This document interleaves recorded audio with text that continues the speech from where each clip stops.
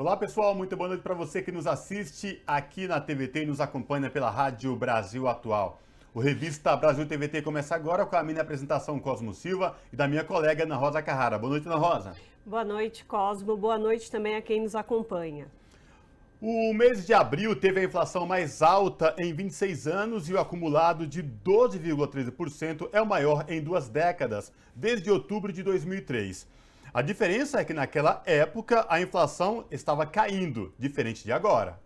Entre as várias altas, que atingiram 78% dos itens, o destaque é para os alimentos, gás, remédios e, novamente, combustíveis. No Brasil, quem recebe salário mínimo trabalha metade por mês ou mais para comprar cesta básica. Preço de produtos alimentícios disparou e piso salarial não teve aumento real no governo Bolsonaro.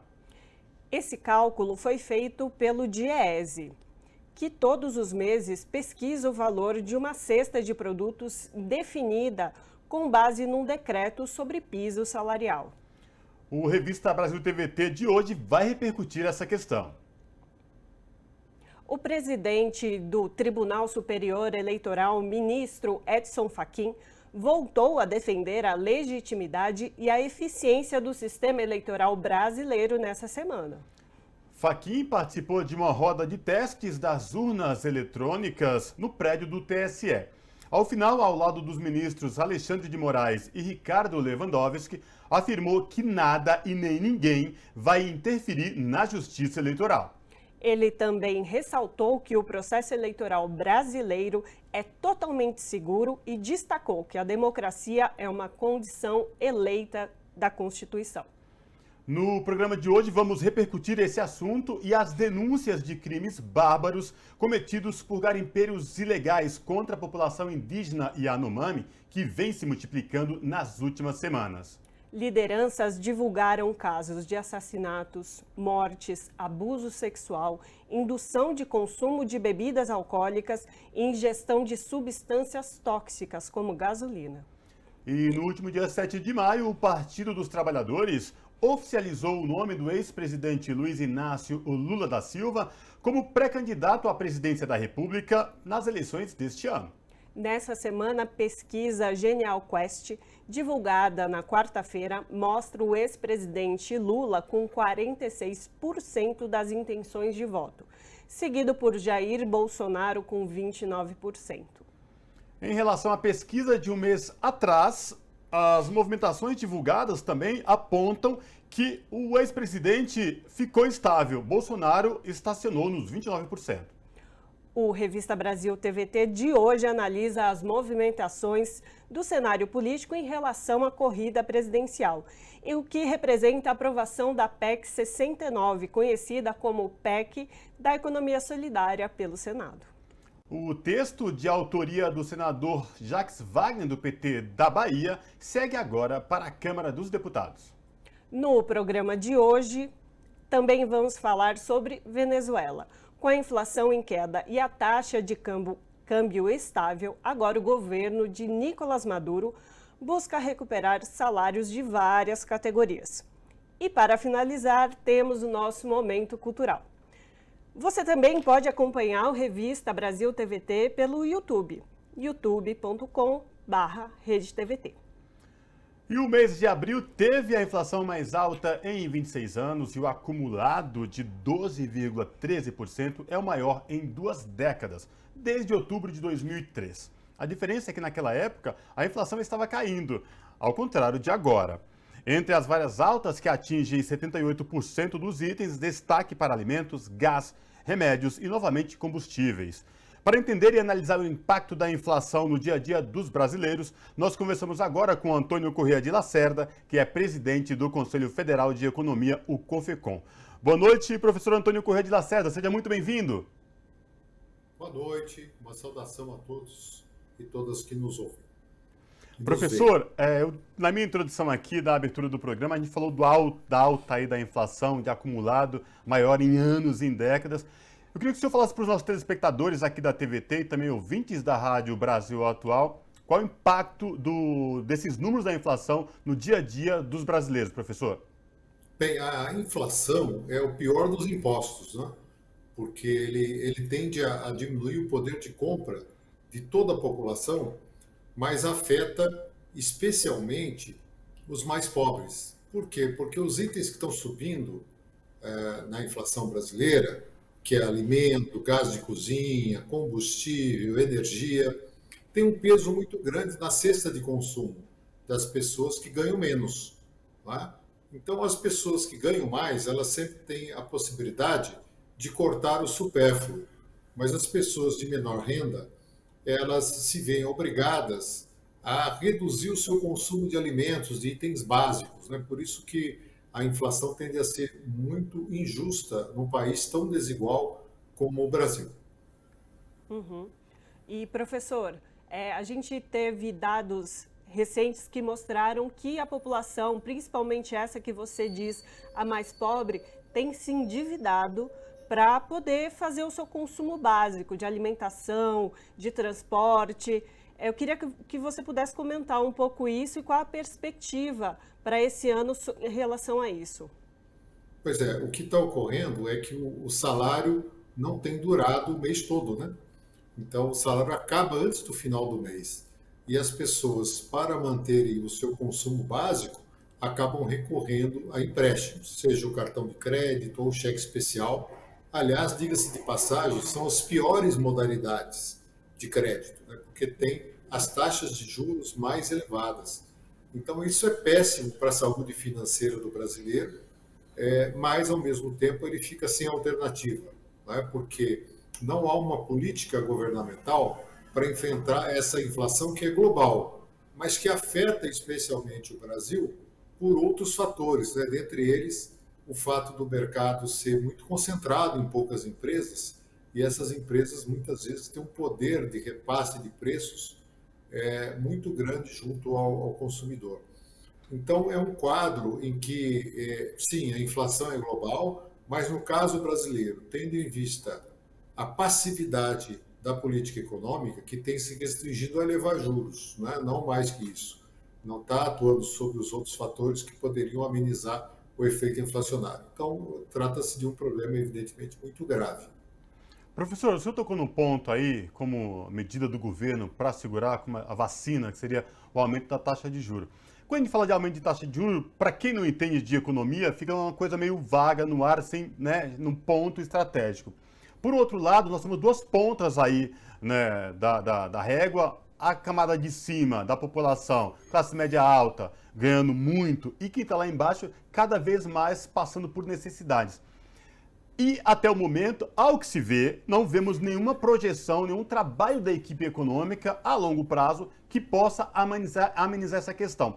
Professor, há uma luz no fim do túnel? A gente consegue enxergar algo nesse atual governo, com o seu ministro da Economia?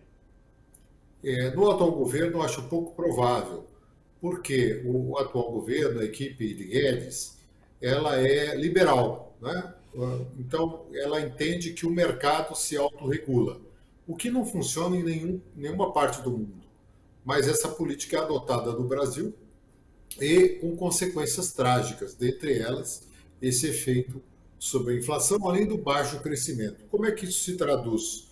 No aumento brutal do desemprego, nós temos, no sentido ampliado, que vai além dos desocupados, os desalentados e os subocupados, nós chegamos a 28 milhões de brasileiros fora do mercado de trabalho. Um quarto da força de trabalho brasileira está fora do mercado de trabalho. E aqueles que permanecem ocupados estão tendo a sua renda diminuída pelo efeito da inflação, já que a renda não consegue acompanhar a inflação. Então, para além de um problema social, que é enorme, é também um problema econômico, porque você está diminuindo o potencial de consumo, né, da população. Então, isso significa menos crescimento, menos emprego, menos arrecadação para o governo.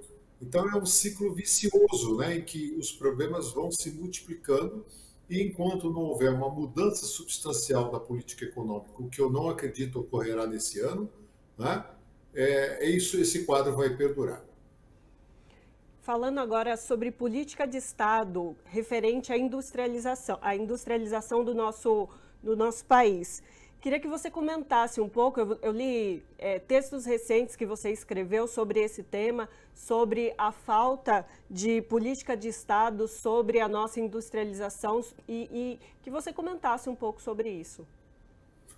Pois é, você vê o seguinte, uma das consequências desse neoliberalismo fora de hora, né, que é adotado no Brasil, é imaginar que o mercado reaja e os investimentos apenas com base nos princípios do mercado. E não é assim em nenhum lugar do mundo.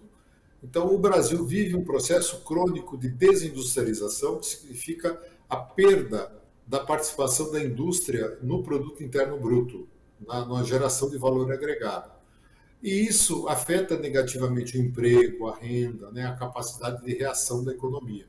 Então, é mais um problema que se soma aos demais que nós estamos vivenciando, que, de certa forma, está associado a isso. Né? O fato, por exemplo, do Brasil hoje depender muito de importados é uma das consequências da nossa inflação, né? Porque está havendo falta de produtos no mercado internacional. Isso vale para os componentes ativos para medicamentos, vale para chips e microprocessadores na indústria, vale para vários itens fundamentais e que, apesar da elevação de preços, não têm sido fornecidos. Então, isso vulnerabiliza ainda mais uma economia como a brasileira e cada vez mais torna necessário um processo de reindustrialização, né? Que torne a indústria um motor, um carro-chefe da nossa retomada. A gente espera que, com as eleições, e que seja eleito um governo progressista para o ano que vem, o tema da reindustrialização seja um dos aspectos fundamentais, junto com o combate à inflação, junto com o equilíbrio fiscal, junto com a retomada dos investimentos, a geração de emprego e renda, porque é isso que tem que ser feito. A economia não tem que satisfazer apenas os ricos, né? Porque os ricos, como você bem lembrava agora há pouco, eles até ganham com a inflação e com a taxa de juros altas, porque eles são aplicadores no mercado financeiro. Mas o grosso da população, 95% da população, paga um custo muito alto, né, do desemprego e do aumento do custo de vida. Aliás, não é, professor? Essa política de industrialização precisa ser revista e retomada, como o senhor bem falou, em um futuro governo progressista, porque o que se percebe, o que se vê atualmente no país é o fechamento de montadoras, as montadoras que ainda conseguem manter empregos, dando férias coletivas por conta de que o senhor acabou de falar, de ser refém da falta de equipamentos eletrônicos que vem da China, que vem de outros países, e aí gera essa bola de neve, e aí que lá na ponta causa tudo isso que a gente vem percebendo no atual cenário econômico, né? Desemprego, empresas montadoras fechando suas plantas aqui no Brasil, aqui em São Paulo, no interior do Brasil, enfim, porque a tendência é que, se não mudar essa política econômica do jeito que está, o Brasil andar ladeira abaixo enquanto não revermos essa política. Ou eu estou falando algo fora da realidade, professor? É isso mesmo. Quer dizer, infelizmente, fazendo aqui uma péssima piada, o Brasil virou um país para fechar negócios. Mas o fechar aqui não é no sentido de viabilizar os negócios, é no sentido de encerrar mesmo muitos negócios, especialmente na indústria. Vários setores da indústria estão encerrando suas atividades no Brasil, com consequências dramáticas, né, para o fornecimento, a garantia do suprimento de fornecimento de produtos e serviços para os brasileiros, perda de empregos, perda de geração de receita para o próprio Estado, né, já que o Estado vive da cobrança de impostos. Então, nós estamos assistindo a um retrocesso em várias áreas do Brasil, né? Um retrocesso cultural, um retrocesso social e um retrocesso econômico.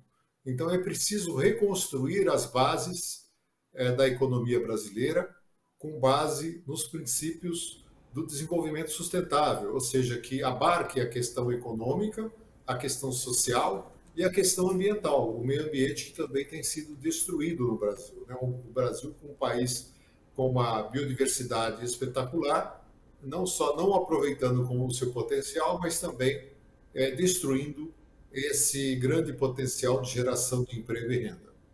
Uhum. E agora, falando um pouco da situação do mundo, professor, eu queria falar um pouco da China, né? A China que está passando aí por um novo lockdown. principalmente Xangai, que é uma cidade importantíssima, tanto de insumo, de produção, como consumo também. E, além disso, a guerra que acontece no território da Ucrânia. Eu queria que você pudesse falar sobre o impacto dessas duas questões no âmbito geral, no mundo inteiro. Pois é, com a chamada globalização da economia, que se intensificou ali nos anos 90, o mundo se tornou mais dependente da China, né? Já que a China virou a fábrica do mundo. E a pandemia, a partir de 2020, mais recentemente, os efeitos da guerra Rússia-Ucrânia, demonstraram o risco da chamada globalização e o risco da dependência de produtos importados, né, quando se depende de um ou dois países só.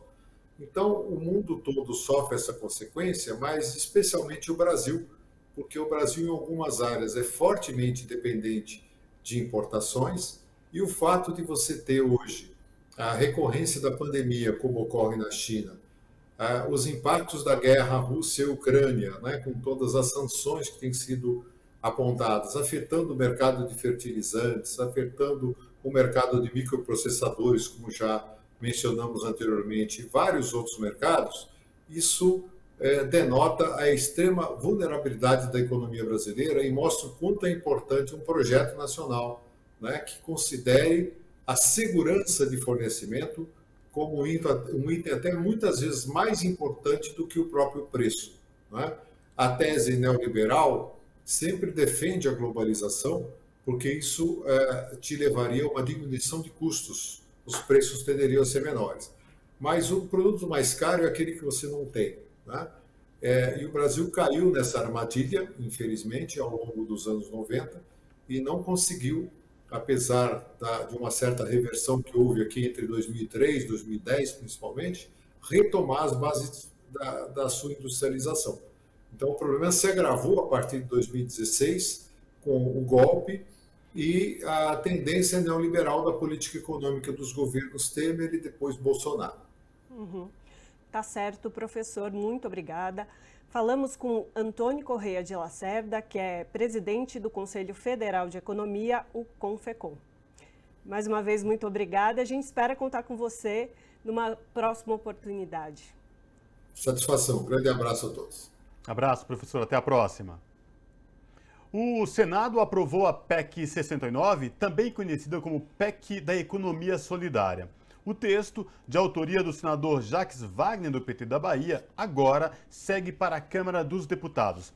Para falar sobre essa questão, o Revista Brasil TVT conversa agora com o Leonardo Pinho, que é presidente da Unisó Brasil. Olá, Leonardo Pinho, prazer falar contigo, seja muito bem-vindo. Obrigado, prazer é meu. Leonardo, havia expectativa muito grande no Senado Federal da aprovação da PEC 69, essa PEC que é conhecida como a PEC da Economia Solidária. Queria que você falasse para os nossos telespectadores aqui da TVT e também ouvintes da Rádio Brasil Atual o impacto e qual a importância da aprovação dessa PEC e o que ela significa.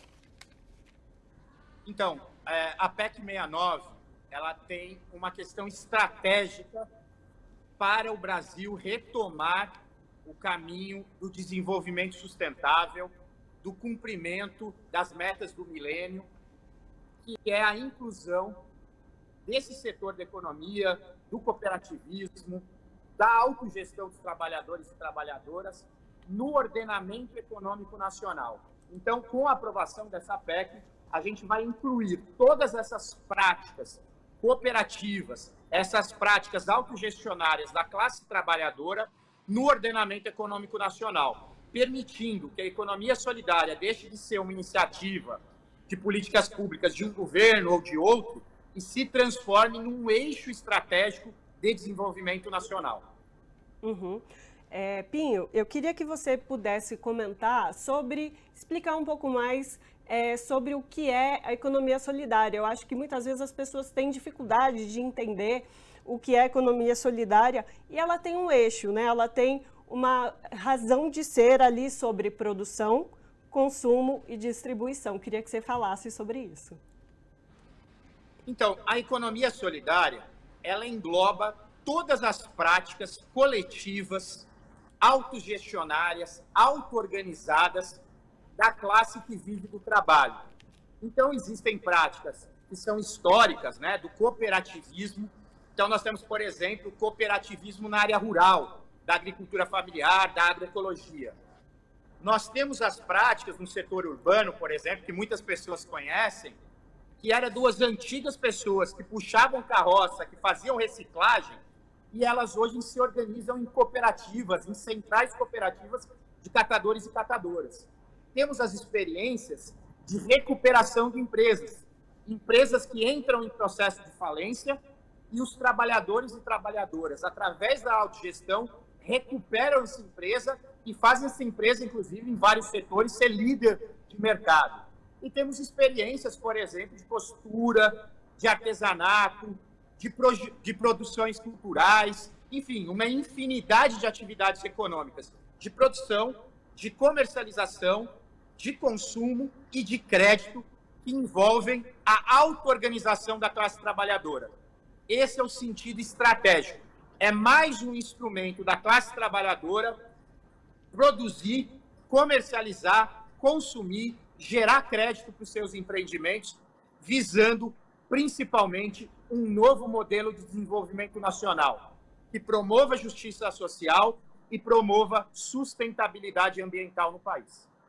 Pinho, nós estamos falando de cooperativismo, de economia solidária, que abrange aí um leque infinito, como você bem exemplificou aqui para os nossos telespectadores e ouvintes.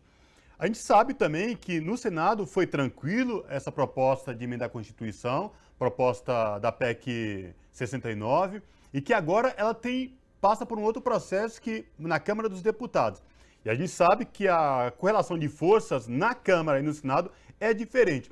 Queria que você falasse para os nossos telespectadores a expectativa de vocês para esse projeto agora, a tramitação que vai para a Câmara dos Deputados, e como a Unisol, que envolve várias cooperativas, a sociedade civil, pode ajudar para pressionar o Congresso para que a Câmara dos Deputados aprove, em definitivo, a PEC 69. Então, nós estamos dialogando agora, inclusive fizemos a Unisol, né, a Unicopas, que reúne a Concrab MST, a Unicatadores, a Unicafes, né? Nós estamos atuando fortemente para votar a emergência desse projeto na Câmara dos Deputados. Nós queremos, antes de iniciar formalmente o processo eleitoral, colocar isso em pauta, porque a Câmara dos Deputados precisa dar uma sinalização igual o Senado deu, inclusive para o cenário da disputa eleitoral, afirmando que o Brasil precisa voltar para a rota do desenvolvimento. Não é possível, por exemplo, tivemos dados agora, o salário mínimo está regredindo, em vez de ter ganhos reais para a classe trabalhadora. Então, a Câmara dos Deputados precisa votar urgência nessa votação. A Unicopas, a Unisol tem esse compromisso. Estamos dialogando com diversos deputados federais de diversos partidos, porque a Câmara precisa cumprir esse papel de dar uma sinalização para o país. Hoje, a mãe, o pai de família, o trabalhador e a trabalhadora sabem. Nós estamos numa situação muito grave do país, a economia estagnada. E nesse cenário de transição pós a pandemia, a Câmara dos Deputados precisa dessa sinalização. Então, a gente pede para todos que estão aqui nos assistindo, nos ouvindo, que pressione o seu deputado, a sua deputada, para pôr essa votação e entrarmos no cenário eleitoral afirmando: queremos que o Brasil retome o desenvolvimento nacional, e para isso precisamos de um programa de reconstrução nacional que passa por uma reindustrialização solidária, que passa pela economia solidária como eixo de desenvolvimento nacional, e colocar a economia solidária na Constituição é o grande sinal que a Câmara dos Deputados, cumprindo sua função de Casa Legislativa, pode dar ao país para sinalizar esse programa de reconstrução nacional. Uhum. Pinho, isso que você coloca é muito importante, porque a economia solidária, sendo uma política de Estado, ela efetivamente também vai ser mais observada, mais pesquisada, mais elaborada, porque a gente tem uma estimativa de que cerca de 3% do PIB gira em torno de economia solidária, mas a gente não tem a exatidão disso, porque muitas vezes é até difícil chegar às práticas, né? Porque são práticas populares, muitas vezes, e que não chegam ao conhecimento das entidades que estão à procura desses dados, né? Se você pudesse falar um pouco disso. Sim, na verdade, nós tivemos uma paralisação. As políticas públicas de economia solidária estavam presentes no Ministério do Trabalho e Emprego, né, através da Secretaria Nacional de Economia Solidária, e também no Ministério do Desenvolvimento Agrário. Infelizmente, o atual governo paralisou. E esses dados são dados de quando haviam essas duas estruturas nacionais que coordenavam as políticas públicas no Brasil. Então, colocar a economia solidária na Constituição é afirmar justamente a necessidade da continuidade das políticas públicas e, principalmente, a ampliação do fomento, do crédito, do investimento de forma interministerial. Porque é isso, né? Quando você põe como eixo de desenvolvimento nacional a economia solidária, ela não fica em um ou outro ministério. Ela tem que estar permeada no conjunto dos ministérios. Por exemplo, por que não o Ministério da Educação fomente iniciativas de levar as práticas cooperativas para as escolas, incentivar os estudantes a ter hortas, a fazer reciclagem, a fazer jogos cooperativos. Então, a economia solidária e essa visão de que nós podemos gerar desenvolvimento nacional, em vez de esse jogo de um contra o outro, mas principalmente um compromisso nacional de que é possível, através da cooperação entre os brasileiros e as brasileiras, a gente construir uma nova economia que privilegie o desenvolvimento das nossas comunidades, dos nossos territórios, e leve a política de desenvolvimento para os bairros, para as comunidades, né? E a gente incentive não a competição entre brasileiros, mas principalmente a cooperação. Se a gente seguir esse caminho, o Brasil tem tudo. Tem recursos naturais, tem força de trabalho potente, tem inteligência, tem tecnologias, tem universidades de ponta. Se a gente voltar e colocar no sentido nacional, né, como propõe as metas do milênio, um desenvolvimento sustentável e cooperativo, o Brasil, com certeza, retoma a rota do desenvolvimento nacional.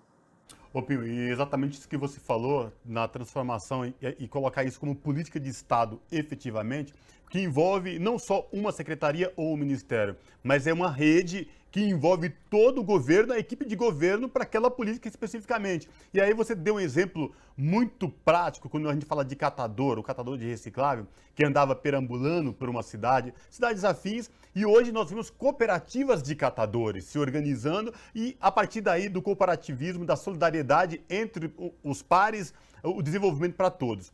E aí eu vou muito mais além quando você fala em envolver outros ministérios, como a educação, por exemplo, porque aí a gente tem também a agricultura familiar. E o quanto a agricultura familiar ele pode se inserir nesse cenário, quando a gente fala de educação, por exemplo, né, fornecer a merenda de qualidade, sem agrotóxicos, para os nossos alunos em todo o Brasil. Ou, por exemplo, os ribeirinhos por aí, né, com a questão de castanhas, enfim, tudo que envolve essa questão. Porque é muito maior e muito mais amplo, né? Com certeza. Por exemplo, hoje os alunos das escolas municipais de São Paulo hoje estão consumindo merenda de qualidade, merenda orgânica, por exemplo, produzida pelas comunidades quilombolas do Vale do Ribeira, para dar um exemplo, por cooperativas do Rio Grande do Sul, de Santa Catarina, de pequenos agricultores. E nós estamos agora, a Unisol Brasil, dialogando com a União Nacional dos Estudantes, porque a gente precisa também que as universidades tenham esse compromisso também de levar para os bandejões, né, das universidades também, produtos de qualidade vindos da agricultura familiar e da agroecologia. Então, esse debate também com o movimento estudantil. Então, a economia solidária, como previsto na PEC 69, estando na Constituição e se afirmando como eixo estratégico de desenvolvimento nacional, nós podemos levar essas práticas de cooperação para diversos segmentos sociais, para diversos ministérios, para fomentar, né, que eu acho que é isso que o Brasil precisa, sair da rota de ódio, sair da rota de intolerância e apostar na potência criativa e produtiva do povo brasileiro. E isso se faz incentivando, em vez do ódio, em vez da intolerância, em vez de armamento, em vez de, essa situação que nós estamos vendo no Brasil, o Brasil apostar na cooperação, na força de trabalho, na potência criativa da classe trabalhadora. E é esse o sentido estratégico da PEC 69, da autogestão e da economia solidária. Ô Pinho, para a gente finalizar, como é que está a discussão da PEC 69 em todo o Brasil? Por exemplo, aqui na região sul, onde nós temos, você deu um exemplo do Vale do Ribeira, várias cooperativas, tem uma discussão muito forte da importância da implementação a partir da PEC para se tornar política de Estado. Mas, para além disso, como é que está, por exemplo, no Nordeste, como é que está no Centro-Oeste, no Norte do país, essa discussão? Então, hoje é bem interessante, porque as principais políticas públicas mais inovadoras hoje do Brasil estão sendo feitas na região Nordeste, né? O consórcio do Nordeste tem cumprido um papel estratégico, porque ele tem criado estratégias de novos arranjos produtivos e também políticas públicas que não são de um estado. Ah, a Bahia está fazendo. Não, o consórcio tem conseguido desenvolver estratégias de articulação entre os estados, até porque a produção, a comercialização, pode estar, às vezes, a produção no estado, mas a comercialização é forte em outro. Então, essa visão estratégica que o Nordeste teve de montar o consórcio do Nordeste é um exemplo para o Brasil. O ideal era a gente ter essas dinâmicas e pactuações entre governos estaduais em todas as regiões do Brasil e reestruturando novos arranjos produtivos, privilegiando o desenvolvimento local, o desenvolvimento territorial e a articulação de iniciativas interestaduais, né? Às vezes, por exemplo, nós temos problemas de logística, de sobreposição de impostos entre estados, guerras fiscais. Então, foi bem colocado aí por vocês. Eu acho que o Brasil pode seguir o exemplo do consórcio do Nordeste e a gente ter diversos consórcios que articulem e coloquem a economia solidária como eixo de desenvolvimento, como o Nordeste tem feito, abrindo centros públicos, abrindo espaços de comercialização, lojas em shoppings, em lugares de grande circulação, né? E hoje o Nordeste é vanguarda. Basta ver que quem também puxou isso no Senado foi muitos partidos que apoiaram, que assinaram, mas quem puxou isso foi um senador do Nordeste, porque é o que ele está vivenciando lá através dessa interlocução entre os governadores do Nordeste. A luta, como você falou anteriormente, é na Câmara dos Deputados, é pressionar a sociedade civil para que cobre lá seu deputado, para que, de fato, a PEC 69 seja aprovada também na Câmara dos Deputados, não é? Essa é a tarefa do momento. Então, a gente chama os ouvintes aí a pressionar, a dialogar com o seu deputado, com a sua deputada. Queremos a votação de urgência, porque nós queremos que a Câmara dos Deputados dê esse sinal para a sociedade e para o processo eleitoral, que o Brasil precisa ter um programa de reconstrução nacional e votar a economia solidária na Constituição é esse grande sinal para afirmar que o Brasil pode começar o ano que vem com a retomada do compromisso com desenvolvimento econômico que promova justiça social e sustentabilidade ambiental. É isso que a classe trabalhadora brasileira, que o cooperativismo brasileiro espera da Câmara dos Deputados. Então, conversamos com Leonardo Pinho, que é presidente da Unisol Brasil. Muito obrigado, Leonardo. Esperamos recebê-lo mais uma vez aqui no Revista Brasil TVT. E quem sabe, para comemorar a aprovação da PEC 69 pela Câmara dos Deputados, né, Léo? Exatamente. Com certeza. Esperamos aqui comemorar junto com vocês a aprovação da PEC 69 na Câmara dos Deputados. Obrigado pelo espaço. Abraço. Abraço. Abraço. No Brasil, quem recebe salário mínimo trabalha metade do mês ou mais para comprar uma cesta básica. Preços dos produtos alimentícios disparou e piso salarial não teve aumento real com o governo Bolsonaro. Além disso, as projeções de crescimento na economia brasileira não são nada animadoras. Para repercutir esse assunto e suas consequências, nós conversamos agora com o André Roncalha, que é professor do Departamento de Economia da Unifesp. Boa noite, professor Roncalha. Prazer falar contigo. Seja muito bem-vindo. Boa noite. É um grande prazer estar aqui com vocês. Maravilha. Professor, a gente falou no início do programa, né, com outro também economista, o presidente da Federação do Comércio, Confecom. Da Confecom, e ele deu alguns exemplos, a gente falou sobre inflação.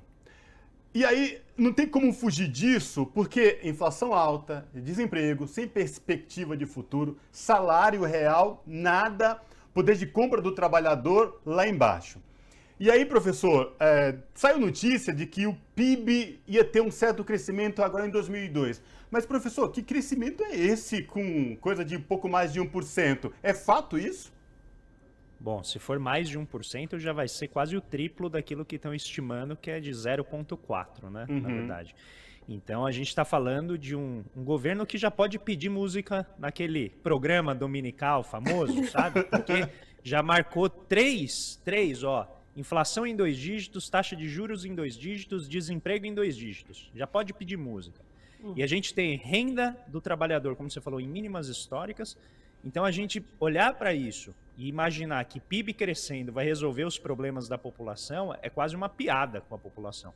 Porque o que a gente precisa é reduzir o grau de desemprego, mas não só o desemprego, a subocupação, que são pessoas que estão trabalhando em ocupações que não querem trabalhar, não é aquilo que elas querem fazer, mas na falta de algo melhor, elas estão fazendo o que dá para fazer, que são os bicos, né, os trabalhos intermitentes, os contratos temporários.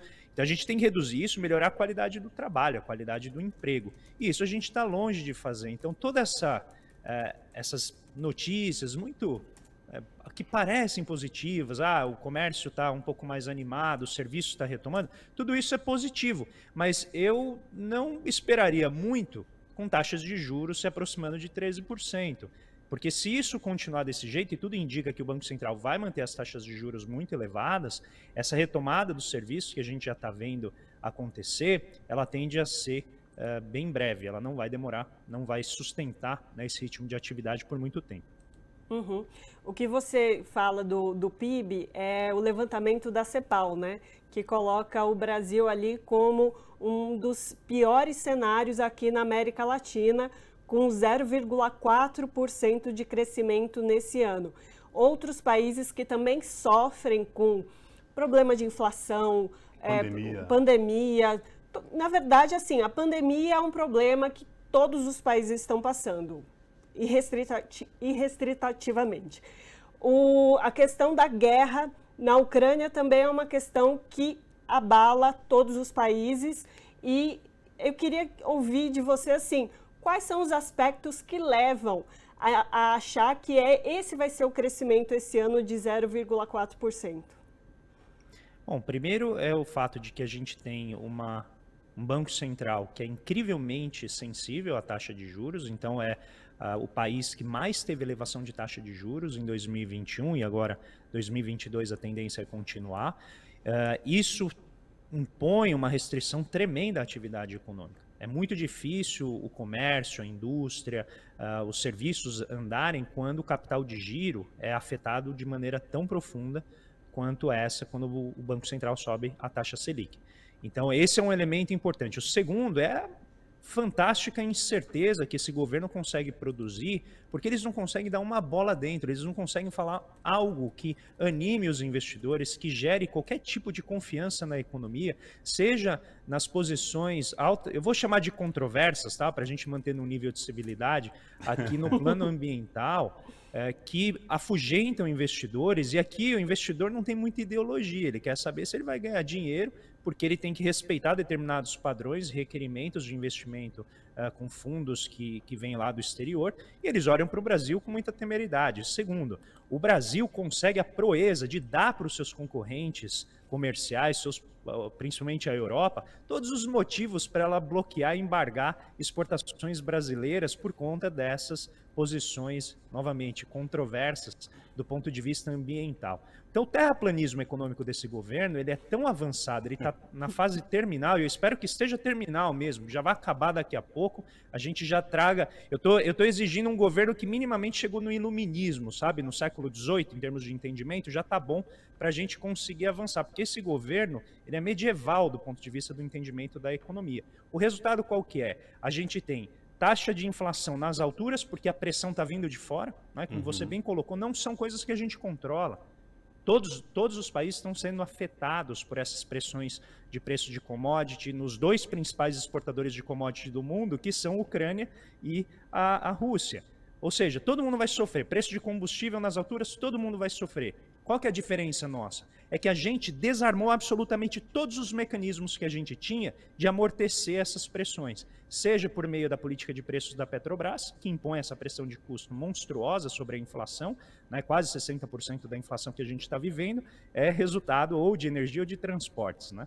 E todo o sistema que a gente tinha de estoques reguladores de alimentos. E esses estoques, sim, literalmente foram zerados no Brasil. De maneira que quando você tem pressão de preço lá fora, você não tem nenhuma maneira de amortecer ou suavizar o repasse desses preços para o consumidor. O resultado, inflação nas alturas, taxa de juros nas alturas e o emprego respondendo de maneira muito, muito, muito tímida.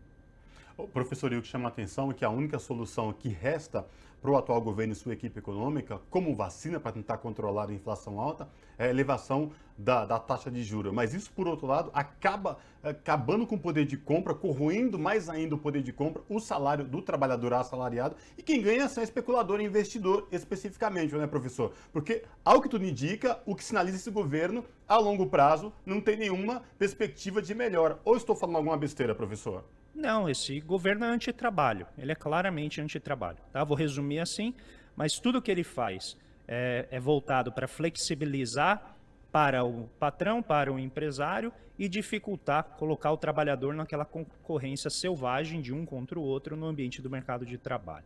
Segundo, ao colocar a taxa de juros lá na estratosfera, ele novamente está fazendo o quê? Enfraquecendo o poder de barganha dos trabalhadores, porque ao aumentar o desemprego, não é só que cai a renda, é que aumenta o desemprego. Você vai ter um efeito de não ter renda na mão do trabalhador. Então, eu acho sempre muito cômico quando economistas falam a inflação ela é um terrível imposto sobre o pobre. Se ele tiver renda, tudo bem, ele está perdendo poder de compra. O problema é que a solução que é aplicada faz com que ele não apenas perca a renda, como ele perde o emprego, que é a renda recorrente. E isso enfraquece o poder do trabalhador na hora de barganhar com as empresas, na hora de barganhar com as corporações. E é isso que, no médio e longo prazo, acaba afetando a capacidade do trabalhador, não só de viver bem, que isso é fundamental, mas também de investir na sua própria qualificação, de melhorar a vida da sua família, de melhorar a qualidade de vida de todos aqueles que circundam, né, o meio dele, e isso vai absolutamente empobrecendo a realidade do trabalhador. E no médio e longo prazo é tudo que a gente não quer para que um país seja próspero, é fazer isso. Professor, e tocando num ponto que, às vezes, Ana, eu vejo ou leio especialistas fazendo malabarismo para tentar explicar algo, o inexplicável, digamos assim, especificamente, no que diz respeito, quando fala de geração de empregos e tal. Mas de que emprego nós estamos falando, professor? Porque a grande maioria que se fala dessa geração aí é emprego precário. Gente sem garantia, sem direitos, sem... Enfim, então... Eu não consigo entender, e aí também que as pessoas começam a repercutir, né? De emprego nós estamos falando. Que geração é essa? Se é uma precariedade sem tamanho que tem de Brasil dos desalentados, dessa informalidade sem nenhum direito. Onde que vamos parar, professor? Vamos parar na vala. A gente já está nela e está tentando cavar para encontrar o ralo, né? A hora que encontrar o ralo vai tentar cavar de novo para ver se encontra um outro buraco, porque o resultado inevitável de um processo de mais de 3 décadas de desindustrialização que o país vem passando, é diminuir a capacidade da economia de gerar empregos de qualidade. Aí quando você coloca um governo como esse, que ainda assim pesa a mão em cima do trabalhador e quer flexibilizar os mecanismos mais elementares de proteção da segurança econômica, da segurança no trabalho, você está promovendo literalmente uma selvageria no mercado de trabalho, porque as empresas ficam absolutamente, vamos dizer, temerosas do futuro, porque elas não sabem o que vai acontecer com a economia, não sabem o que vai acontecer com a renda. Com isso, elas demitem e os trabalhadores têm que fazer aquilo que eles conseguem.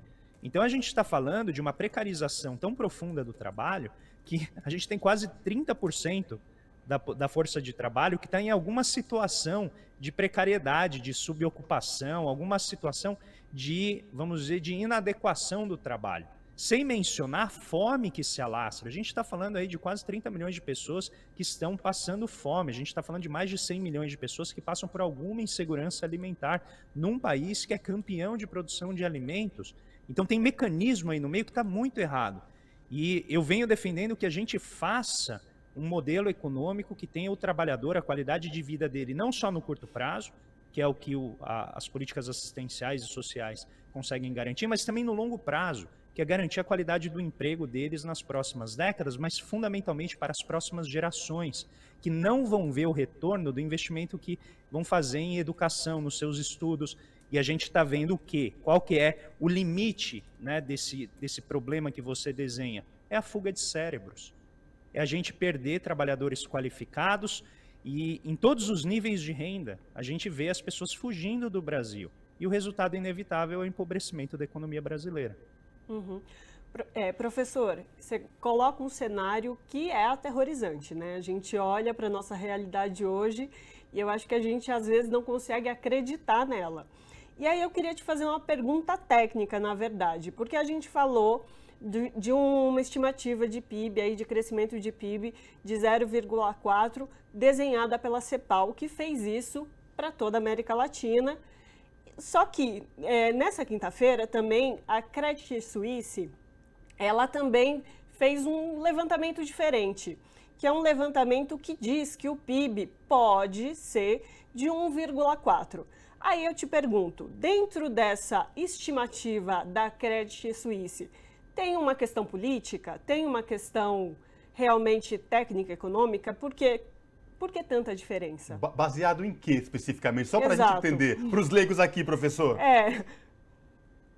Previsão econômica é algo que a gente deve sempre olhar com muito cuidado, porque ela tem muitas premissas, tem vários elementos que são colocados quando você faz previsão.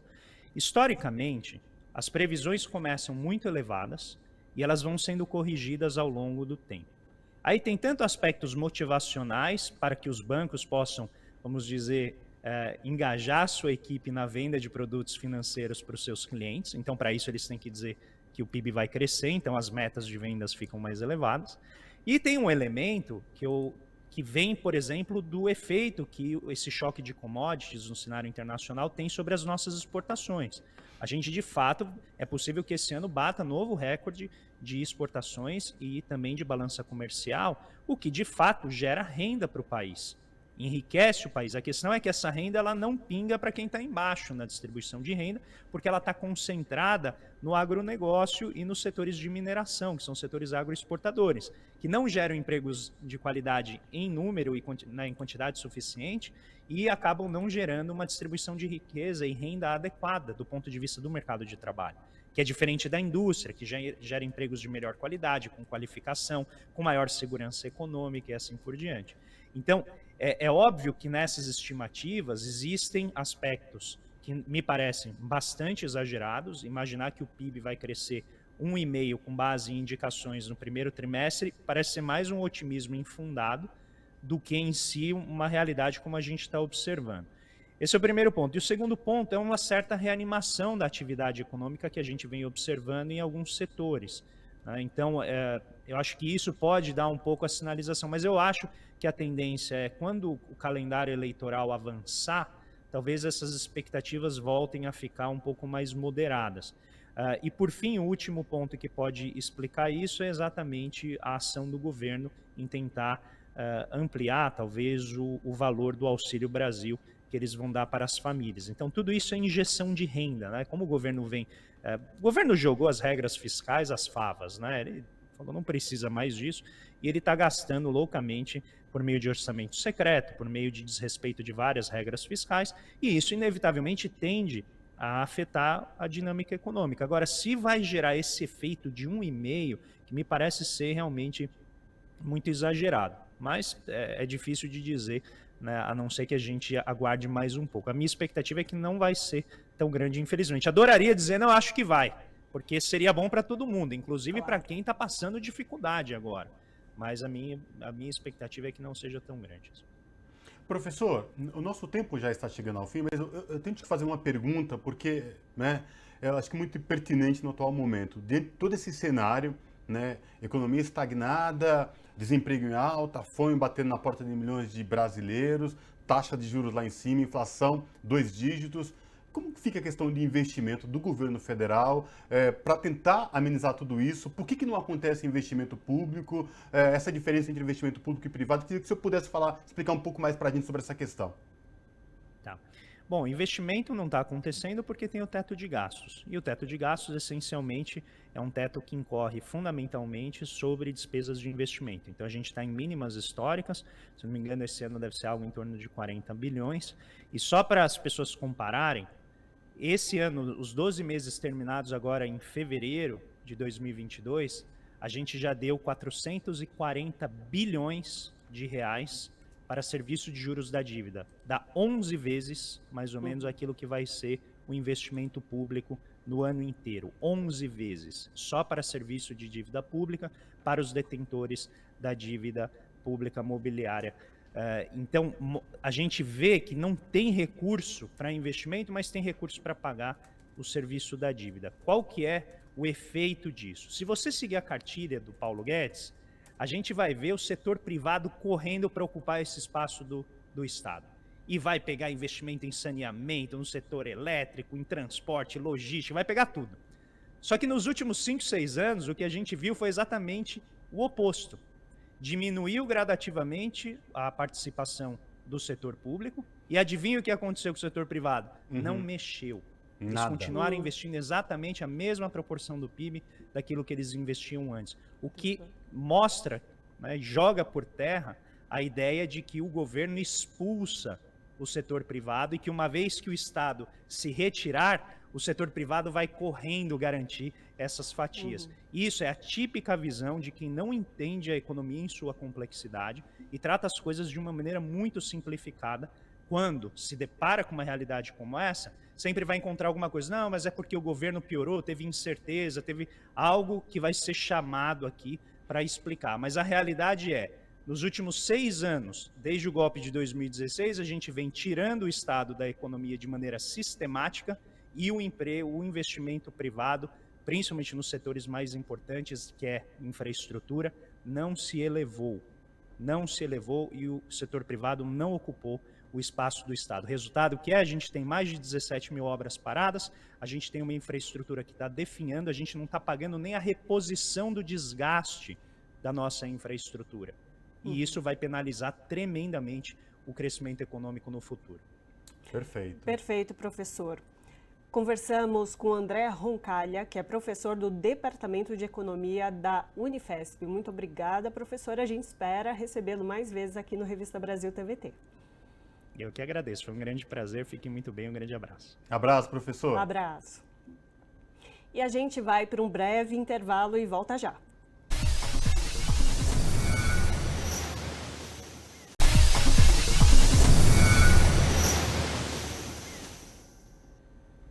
De volta com Revista Brasil TVT, aqui na TVT e também na Rádio Brasil Atual.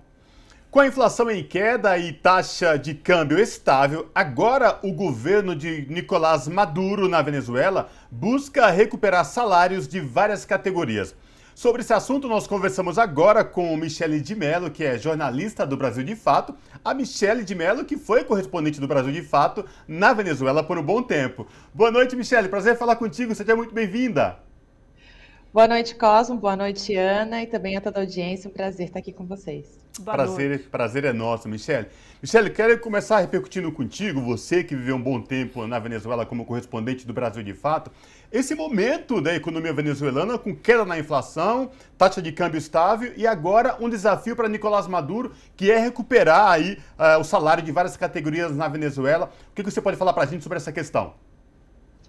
Exatamente. Na verdade, esse processo de recuperação ele já vinha sendo prognosticado por alguns institutos financeiros, por economistas no país e pelo próprio Banco Central. Já se previa que a partir de 2022, 2023, a Venezuela deveria começar a ter índices positivos, ou seja, né, de ter crescimento econômico ao final do ano.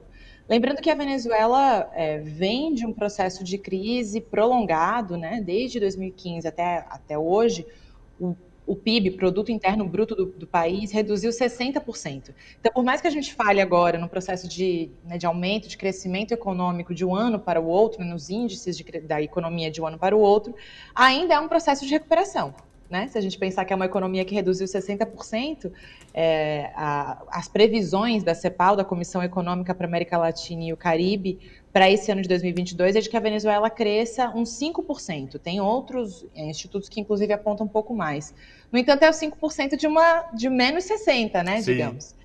Então, sim, o país está num processo de recuperação que tem a ver com as últimas medidas econômicas que foram adotadas, né? Entre elas, a liberalização do dólar dentro do país, entre elas o incentivo ao investimento estrangeiro também e, principalmente, a recuperação da indústria petroleira do país. E agora, como você comentou, Cosmo, o central é pensar em como manter o valor dos salários, considerando que a inflação vem sendo contida, o processo de hiperinflação foi contido. Uhum. E, Michele, continuando nesse tema da economia, queria te perguntar, você que passou tanto tempo lá na Venezuela, como tem sido a vida da população frente ao boicote econômico que o país sofreu, e como isso ainda impacta o dia a dia da população e também da produção lá no país, na economia em geral, né? Impacta em muito. Olha só na semana passada é que os Estados Unidos, por exemplo, autorizaram novamente o envio de remessas, ou seja, né, de depósitos financeiros pelas vias, digamos, tradicionais, pelas vias normais dos Estados Unidos para a Venezuela. Ou seja, desde 2015 até agora, as pessoas que por algum motivo vivessem nos Estados Unidos, ou quem sabe nem sequer vivem lá, né? Tem parentes que vivem lá, mas teriam algum tipo de vínculo de trabalho, tinham muitas dificuldades em receber esses pagamentos externos. Isso ainda se aplica para a transferência bancária em geral, né? Na Venezuela é muito difícil para as pessoas que estão lá dentro receber dinheiro do exterior pela via do sistema financeiro normal. Além disso, enfim, essa própria inflação é um reflexo, né? Essa redução do PIB de 60% é um reflexo do bloqueio, a falta de determinados produtos no mercado, ou a dificuldade de conseguir comprar determinados produtos no mercado, a dificuldade da própria indústria petroleira da Venezuela se manter, né? A Venezuela é o país com a maior reserva de petróleo do mundo, no entanto, passa por uma série de dificuldades, inclusive para trabalhar esse petróleo, né? Para conseguir fazer girar essa economia. E é justamente nisso que eles têm focado agora, em ver como criar políticas econômicas que realmente deem condições para que as pessoas possam, com o seu salário, consumir o básico para viver e ter uma vida confortável, né? Apesar do bloqueio, porque por mais que os Estados Unidos tenham flexibilizado algumas das medidas que estão dentro desse conglomerado de leis que é o bloqueio ainda existe, né? Ele não foi levantado. Exatamente, Michele, você tocou nesse ponto crucial, que apesar desta recuperação, que é visível, mediante o que a gente viu lá atrás, e você acompanhou isso em loco, por ser, na época, correspondente do Brasil de Fato lá em Caracas, agora tem essa questão de um desbloqueio, né, entre aspas, porque não foi na sua totalidade. Michele, mas a minha pergunta é, o quanto a guerra da Ucrânia, lá no leste europeu, Rússia e Ucrânia, favoreceu a esse tipo de desbloqueio do governo americano quanto às reservas venezuelanas e mais, né? O quanto isso pode sinalizar daqui para frente na tua avaliação?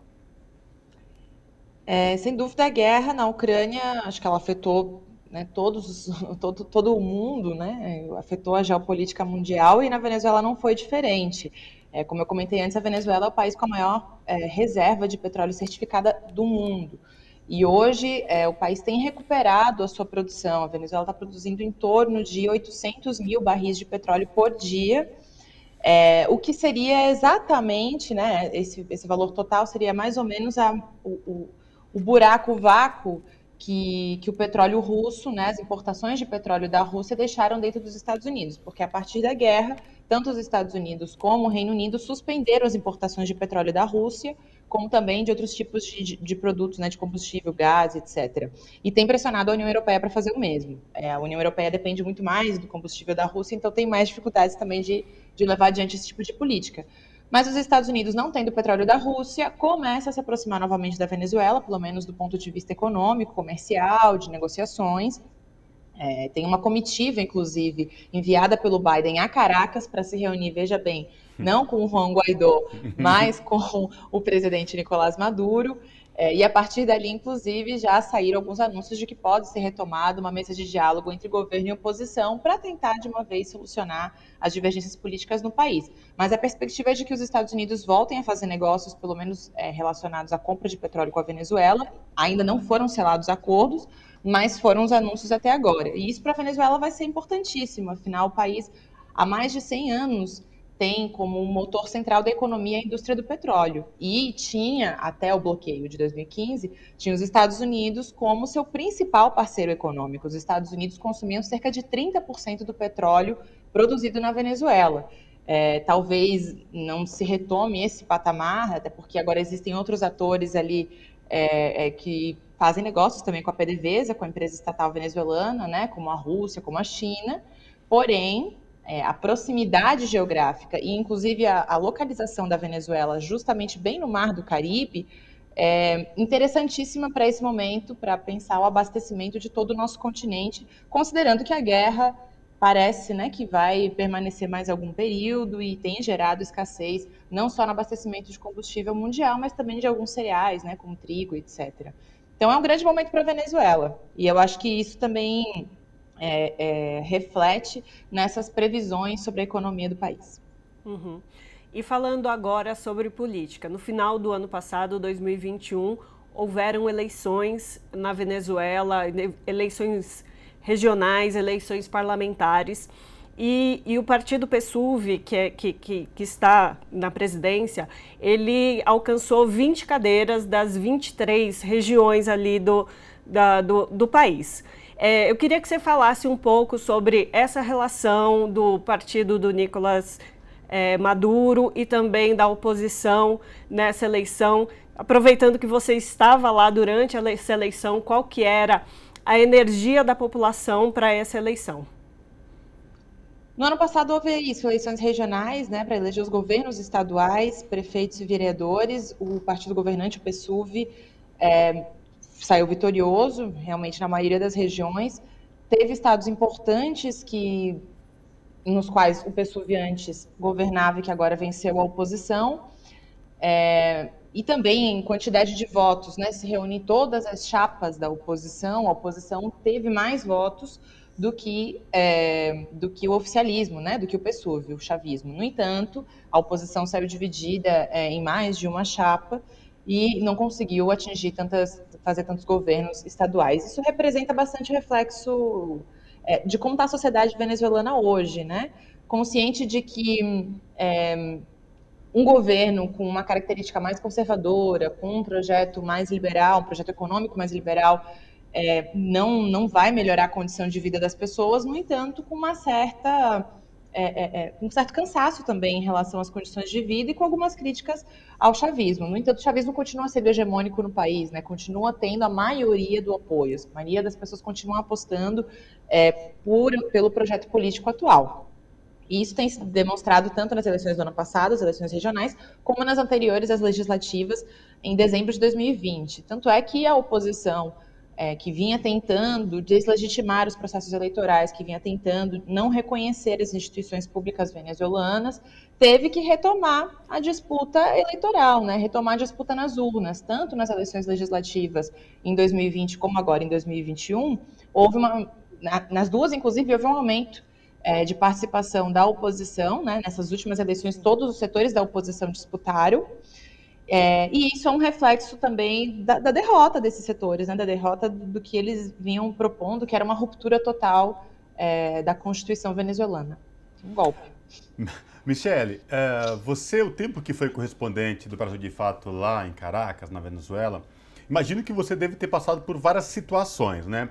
E aí eu vou aproveitar a tua presença aqui no Revista Brasil TVT para que você, de fato, fale para os nossos telespectadores da TVT e também ouvintes da Rádio Brasil Atual, o que mais te marcou, o período que você foi correspondente lá, e mais, para quem viveu na Venezuela e agora você está de volta no Brasil, você acreditava que essa reviravolta ia acontecer tão rápido? Vou começar pela segunda. Tá bom. Não acreditava que essa reviravolta aconteceria tão rápido, apesar da Venezuela ter essa característica. Eu acho que é um país que ele pulsa muito, né? Que constantemente as coisas acontecem e mudam, e é um país muito ativo, tanto no aspecto político como no aspecto econômico. E isso também tem a ver com a dependência do petróleo, né? Quando você tem um país que tem uma base econômica muito vinculada ao petróleo, que é um mercado tão volátil, eu acho que você também tem processos mais acelerados, assim, né? Que a gente não está tão acostumado aqui no Brasil.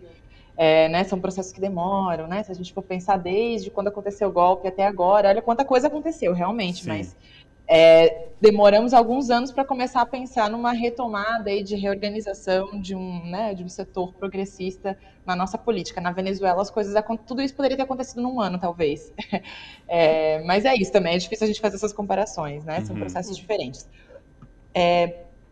Mas acho que teve tanto os impactos da pandemia, que era algo inesperado, como a própria guerra, que era algo inesperado, né? Então foram dois elementos que aceleraram muito essa mudança na correlação de forças mundial e também nas necessidades, né?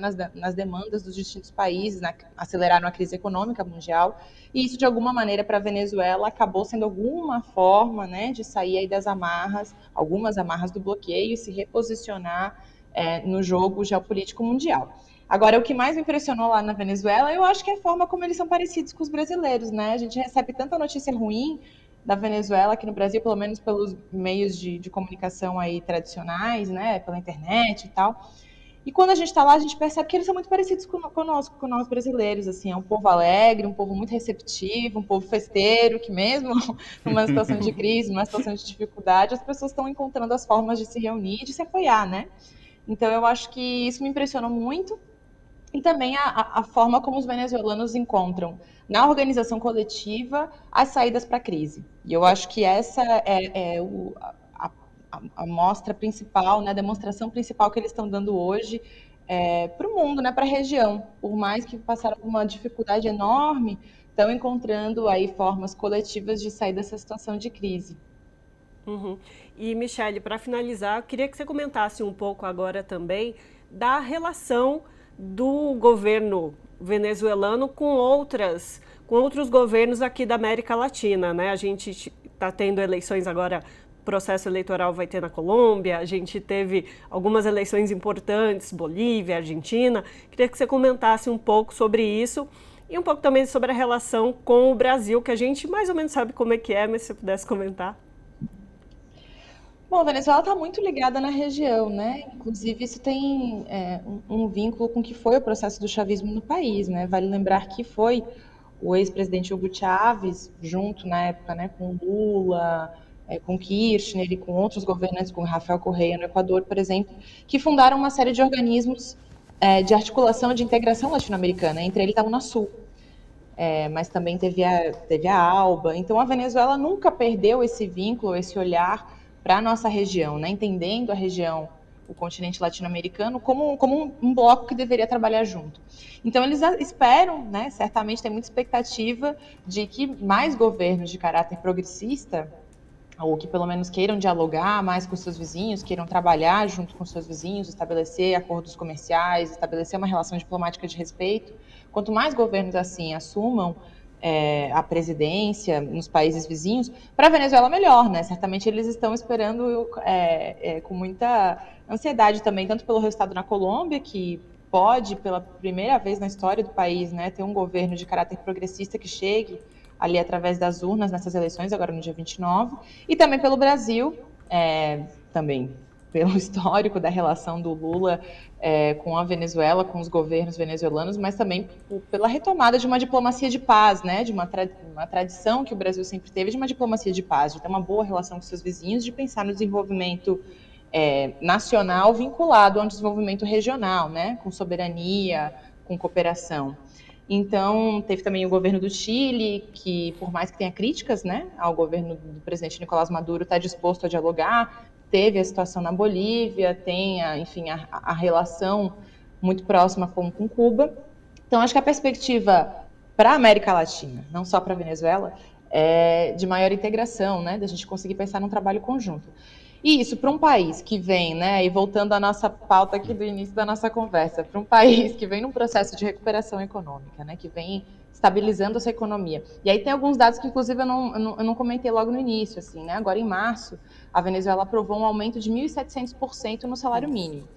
Esse aumento, ele foi importante, no entanto, ele ainda não dá conta de atender todas as necessidades básicas dos venezuelanos, pelo menos se a pessoa só recebe esse salário mínimo, né? Segundo algumas instituições ali de economia da Venezuela, esse valor seria suficiente para cobrir apenas 10% da cesta básica alimentar. Mas as outras medidas que vêm sendo adotadas são justamente para conter o valor dos preços dos produtos, né? A inflação acumulada nesse ano é de 284%, mas a de abril foi a menor da história, de 4%. Então, nessa semana, por exemplo, o Banco Central da Venezuela injetou 117 milhões de dólares na economia para tentar estabilizar o câmbio e vem discutindo com representantes da Organização Internacional do Trabalho de que maneira subir novamente os salários, mas manter esse poder de compra, né, dos trabalhadores que recebem esse salário. E uma relação boa com os vizinhos na região, na América Latina, só tende a favorecer essa possibilidade de estabilizar a inflação e de que as pessoas consigam consumir, consigam ter uma vida mais tranquila, né? É verdade. Exatamente. Então, conversamos com Michele de Mello, que é jornalista do Brasil de Fato e foi correspondente do Brasil de Fato na Venezuela por bastante tempo, né, Michele? A gente agradece. Agora a gente volta no Brasil, mas continuamos aqui com um olho lá, né? Um olho aqui. Com a antena ligada. Muito obrigada, Michele, pela sua participação. Obrigada, gente. Até mais. Abraço. Até. O presidente do Tribunal Superior Eleitoral, ministro Edson Fachin, voltou a defender a legitimidade e eficiência do sistema eleitoral brasileiro nesta semana. Fachin participou de uma roda de testes de urnas eletrônicas no prédio do TSE. Ao final, ao lado dos ministros Alexandre de Moraes e Ricardo Lewandowski, afirmou que nada e nem ninguém vai interferir na justiça eleitoral.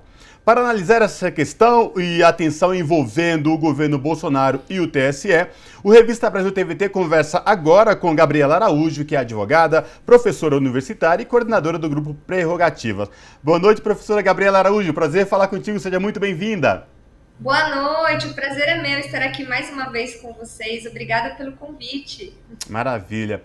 E, professora, a gente vai tentar esclarecer para os nossos telespectadores aqui da TVT e também ouvintes da Rádio Brasil Atual no programa de hoje, essa queda de braço envolvendo o governo de Bolsonaro, Tribunal Superior Eleitoral, sobretudo nas últimas semanas, aí vários ataques, não só do presidente Jair Bolsonaro, como agora generais querendo se meter aí no processo eleitoral com respostas duras do ministro Edson Fachin a respeito da legitimidade do processo eleitoral e de que não cabe às Forças Armadas interferirem no processo eleitoral. Queria que você avaliasse essa questão para a gente. Exatamente, né? A gente tem aí a Constituição que estabelece atribuições muito definidas com relação ao que as Forças Armadas devem, os serviços importantes que as Forças Armadas devem prestar ao país, especialmente em defesa da soberania nacional, e também com relação às atribuições das instituições. Então, a Justiça Eleitoral, cabe à Justiça Eleitoral zelar pela probidade, pela regularidade das eleições, o que ela vem fazendo com muita maestria.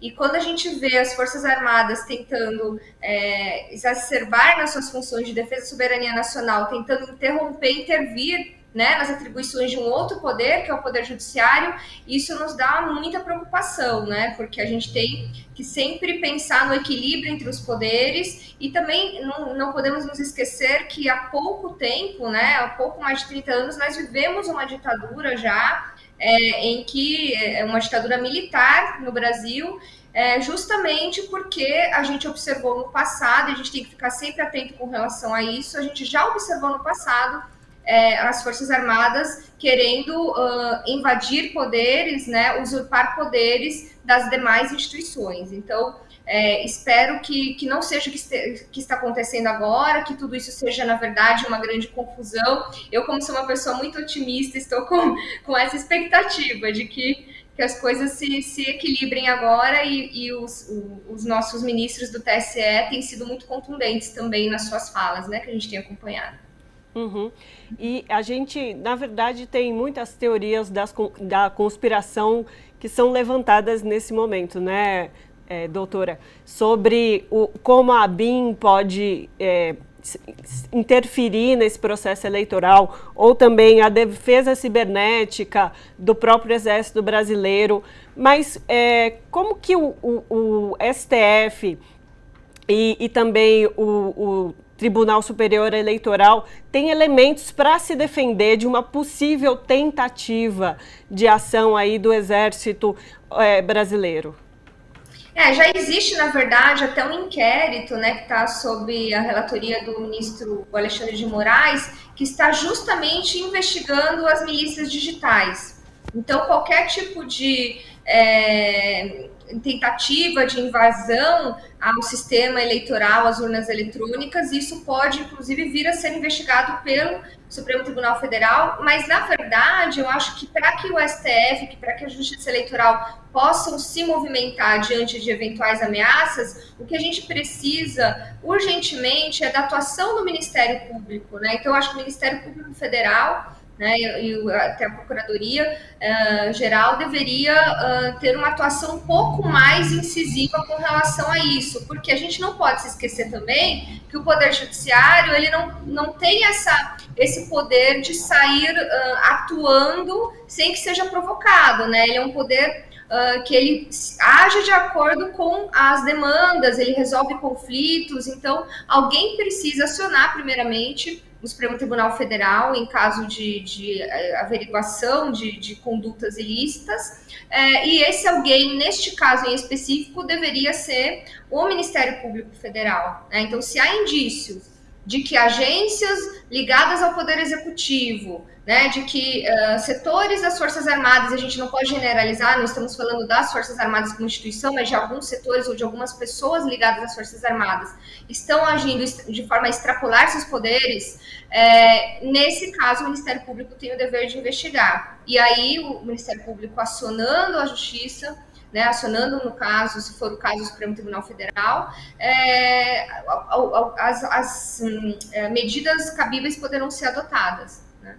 E sobretudo... Seria esse o caminho. Estou falando aqui mais sob o ponto de vista jurídico, claro, né, mas é isso que a gente espera.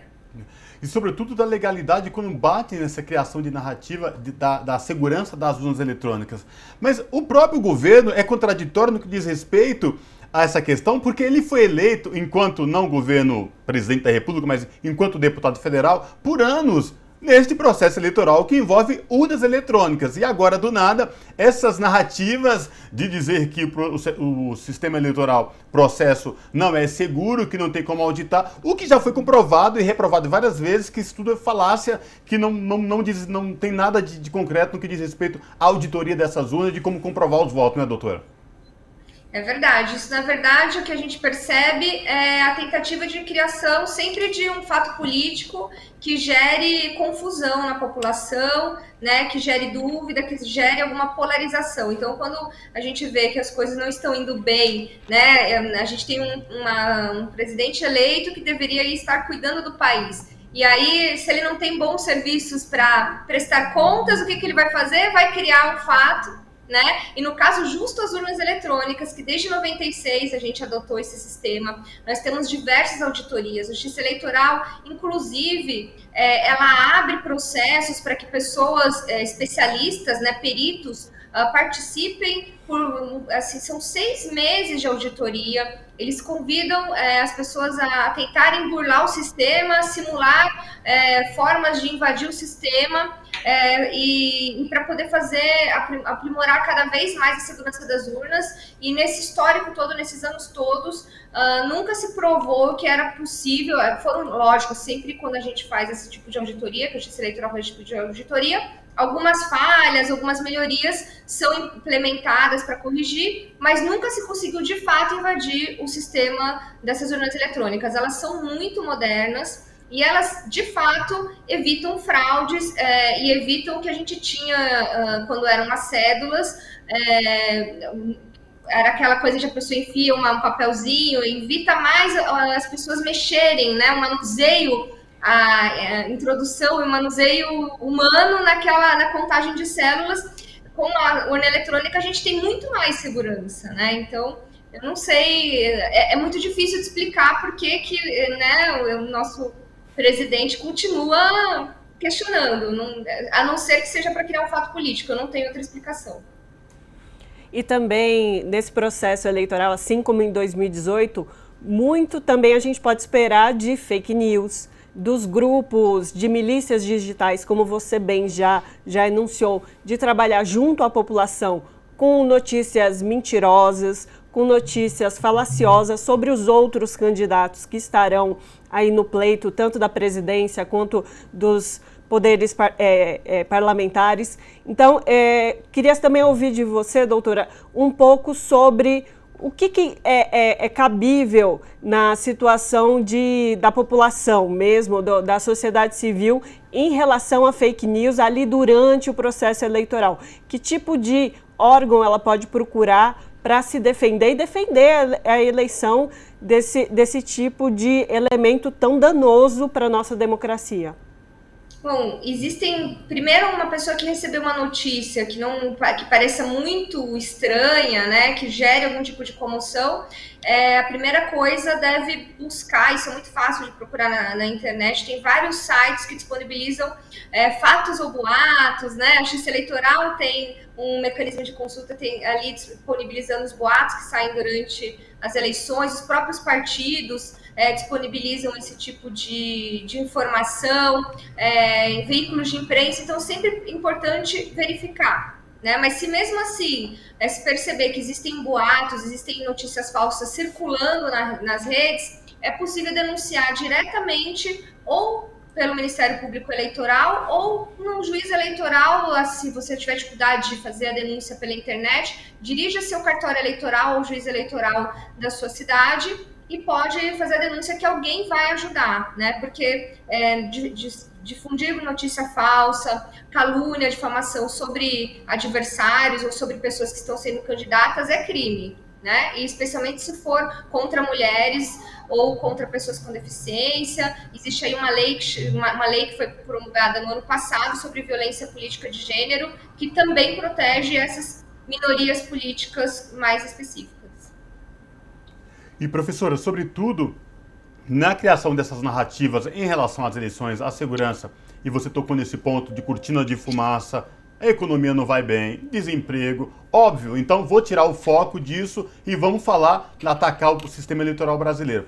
Mas, por um outro lado, toda vez que ou o governo federal, o governo de Jair Bolsonaro, ou agentes do seu governo vem tentando falsas narrativas, tem uma mobilização muito grande por parte da sociedade civil, não só dos organismos que garantem a Constituição, como o Tribunal Superior Eleitoral, o Supremo Tribunal Federal, e a própria sociedade civil que não condiz e não anda com esse tipo de narrativa criada pelo governo quando vem ataques aí ao sistema eleitoral, que também não deixa de ser um ataque à democracia, não é, professora? É sempre um ataque à democracia, né? Porque você atacar as instituições, atacar a justiça eleitoral, muitas vezes o que a gente tem mais visto são os ataques ao Supremo Tribunal Federal, né? Então tem uma parte da população brasileira que começa a descrer na justiça, né? E o que nos garante hoje um equilíbrio, a democracia, é a segurança das instituições, é o equilíbrio entre os poderes, né? A gente tem que sempre lembrar a quem a gente pode recorrer diante de uma injustiça. E é o Poder Judiciário, o STF é o guardião da Constituição, é o STF que protege as nossas garantias fundamentais, as nossas liberdades, né, os nossos direitos mais caros. Então, quando a gente se deixa mover por notícias falsas, por acusações infundadas, vindas de uma personalidade apenas, ou de um dos poderes contra o outro, a gente acaba se atingindo a si mesmo, né? Então, tem que tomar muito cuidado com isso. A gente precisa confiar nas instituições. Talvez o nosso problema aqui no Brasil é que a gente tem uma democracia ainda muito jovem, né? Nossa Constituição é de 88, antes disso a gente passou por um período de 21 anos de ditadura, então talvez as pessoas ainda estejam meio aprendendo, né, a lidar com essa nova realidade e de liberdade, né, de direito ao voto, mas aprendendo talvez com muita dificuldade, porque vamos lembrar que neste país a gente já teve 2 impeachments, né, em tão pouco tempo.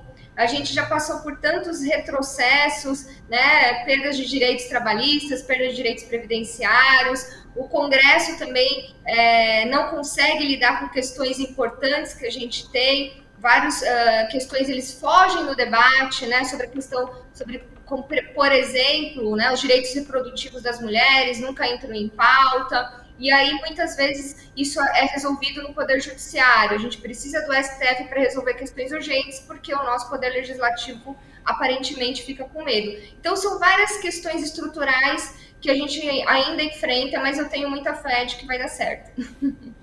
Tá certo, então. Conversamos com Gabriela Araújo, que é advogada, professora universitária e coordenadora do grupo Prerrogativas. Gabriela, muito obrigada pela sua participação. A gente espera recebê-la novamente em outras oportunidades. Obrigada, boa noite. Eu fico esperando o convite. Abraço. Abraço. Abraço. E a gente vai para um breve intervalo e volta já.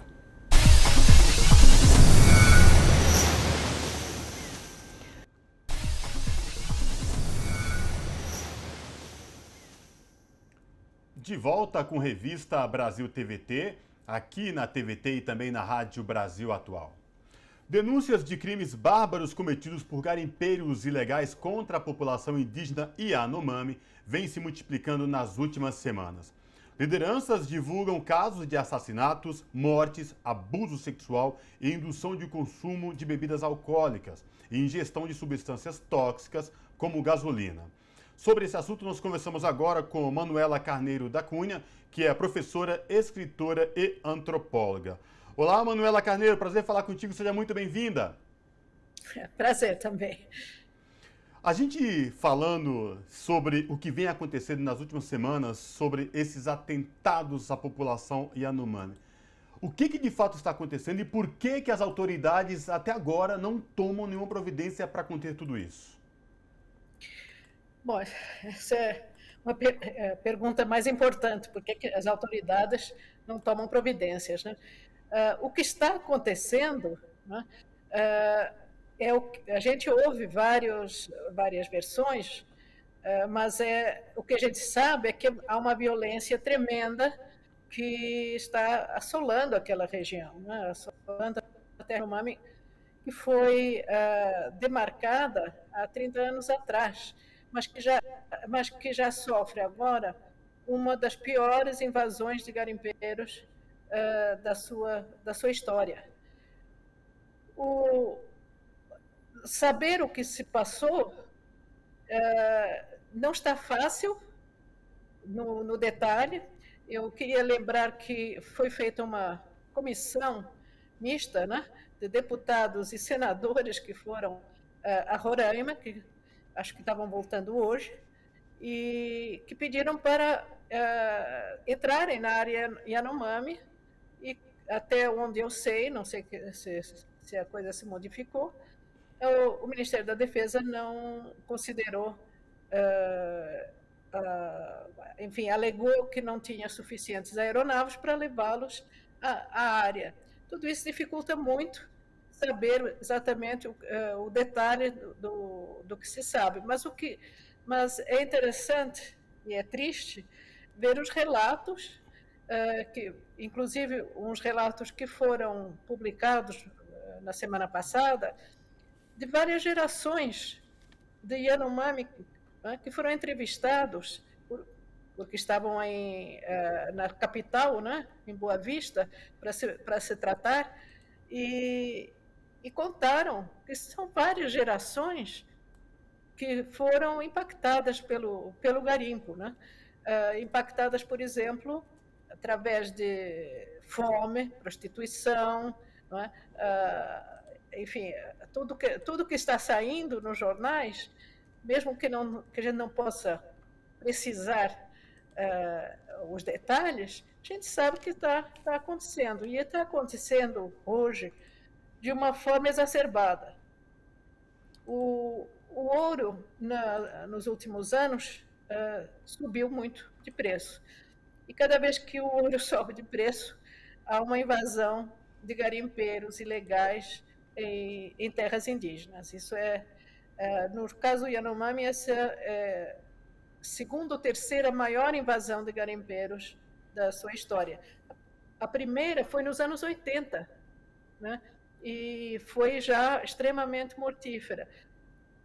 Queria lembrar também que houve um famoso massacre, né, chamado de massacre de Ashimu, né, que resultou na primeira condenação que o Supremo Tribunal Federal fez de genocídio. E eu acho que estamos à beira de uma nova...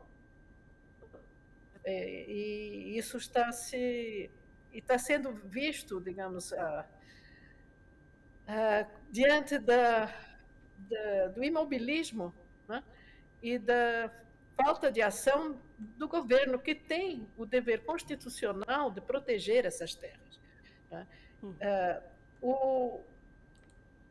A questão do garimpo, garimpo em área indígena é totalmente ilegal. Não tem nada de legal. No entanto, há uma curiosíssima disposição de uma lei de 2012 que afirma a boa-fé do garimpeiro que está vendendo ouro. Ou seja, o que ele declara, se ele declara que tirou esse ouro de um garimpo fora de área indígena e eventualmente legalizado, essa declaração é aceita. E todo esse ouro se torna legal. O Brasil, segundo o Ministério Público Federal do Pará e o Instituto Escolhas também, se tornou não só um grande exportador de ouro ilegal, mas também vamos dizer, um lavador, um legalizador de ouro que vem de outros países amazônicos. Porque é muito facilitada essa legalização do ouro aqui no Brasil.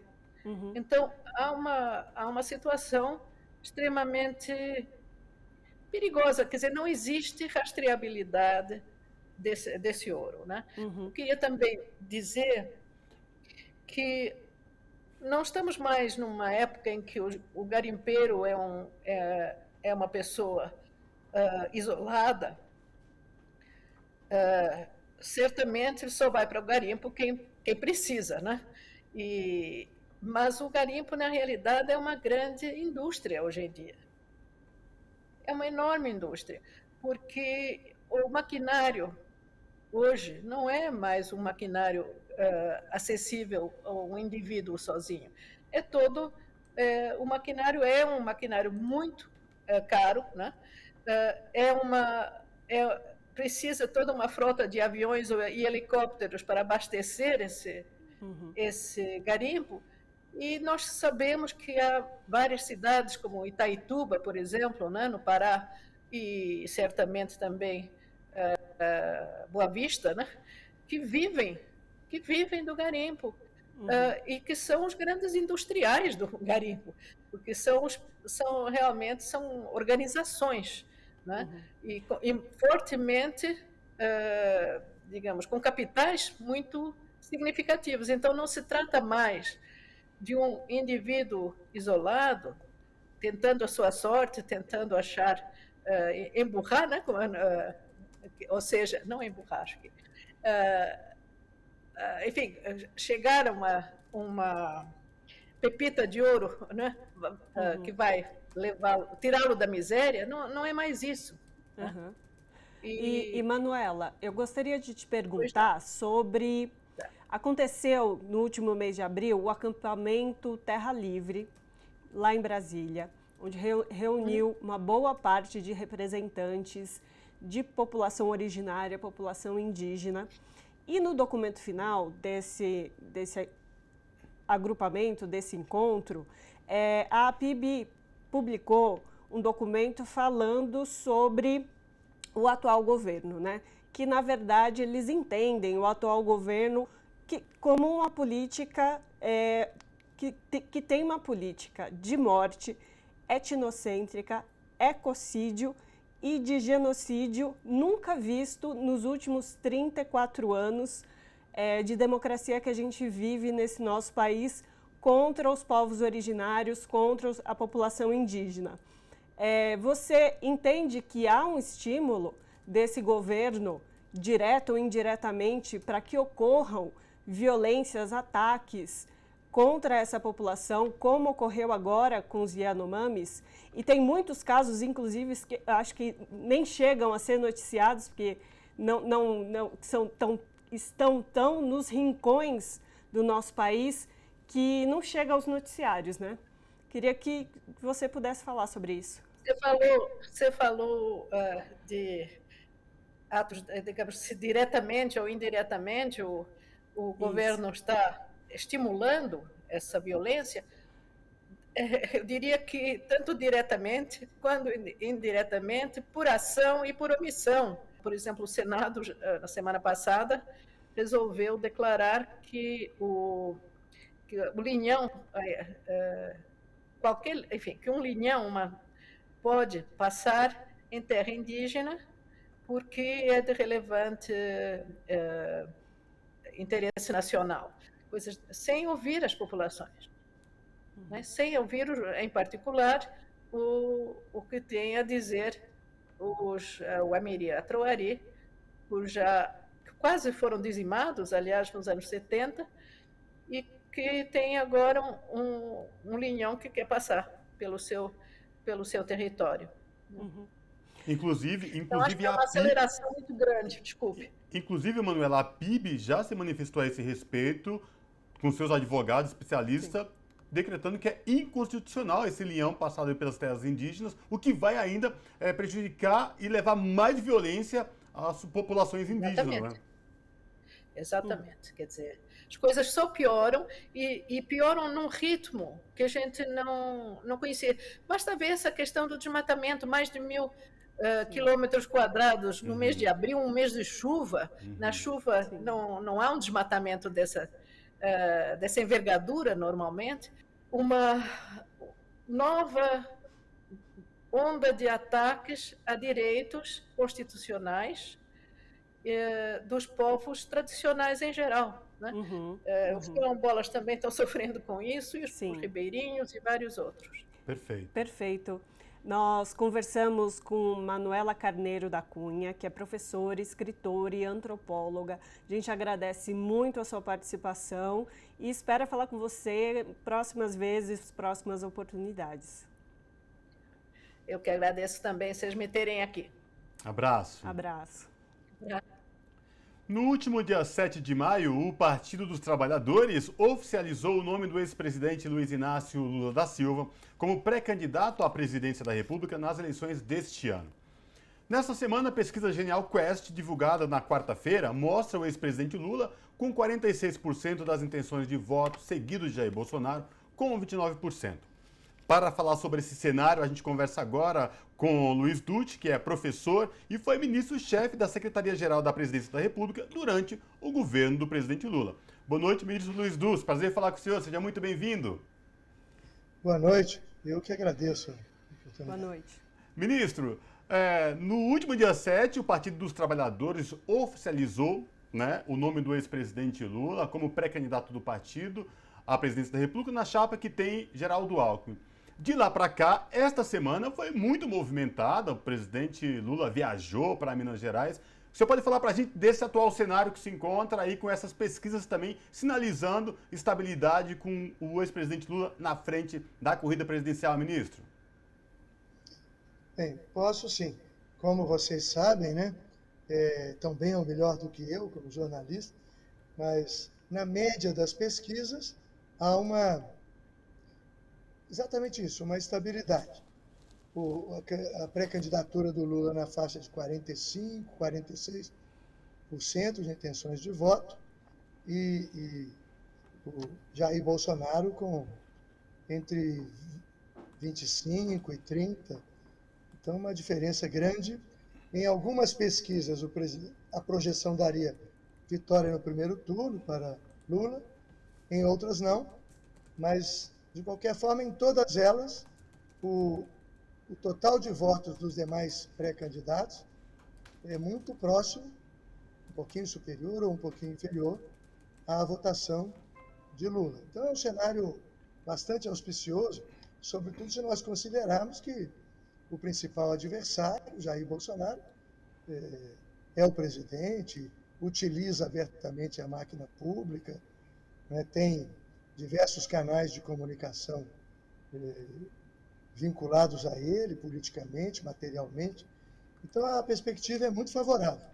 E foi por isso mesmo que nós intensificamos, já nessa primeira semana, depois do do lançamento, da aliança, né, do movimento Vamos Juntos pelo Brasil, a visita a Minas Gerais, que é o segundo maior colégio eleitoral do país.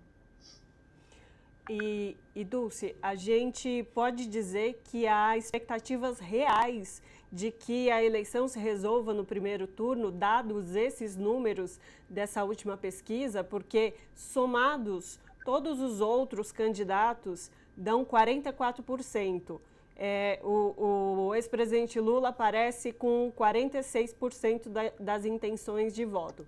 Aí os analistas acabam por dizer que esse cenário pode identificar uma resolução no primeiro turno, é isso mesmo?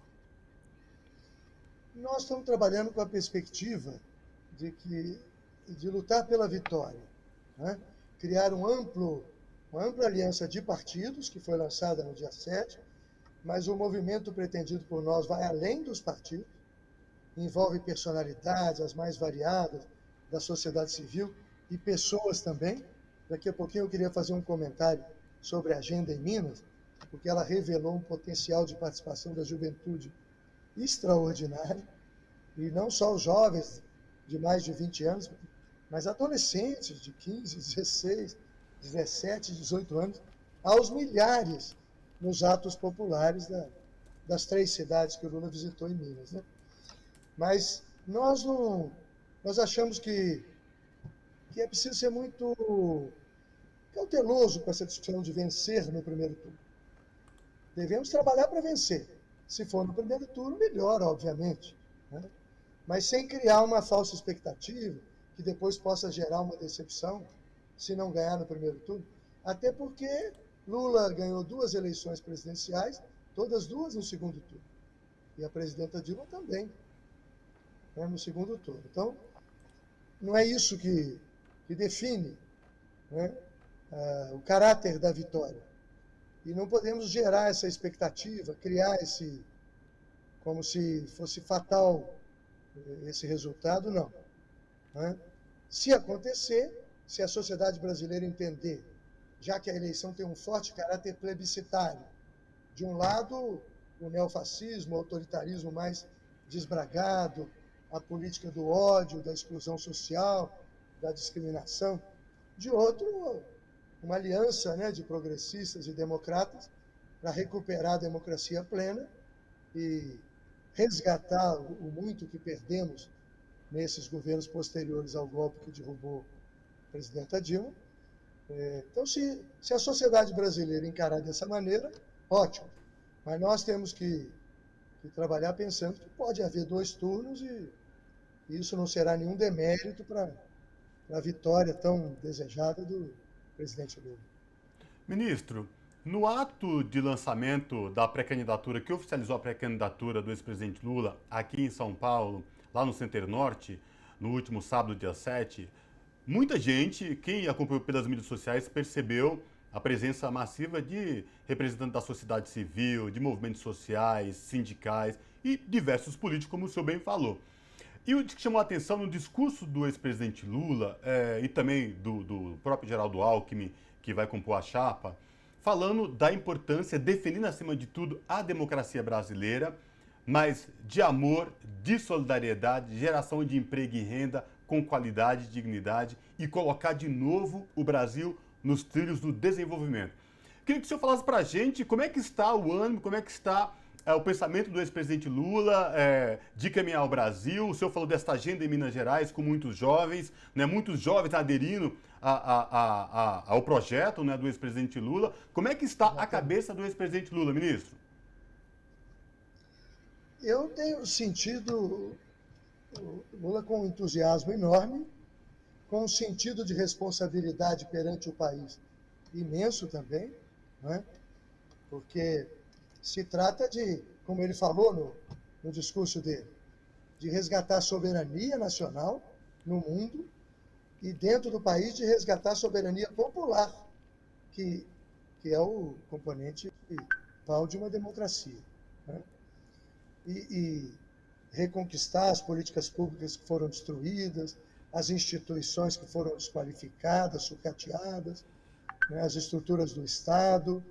Infelizmente, os dois governos posteriores ao golpe que derrubou a presidenta Dilma foram destrutivos, né?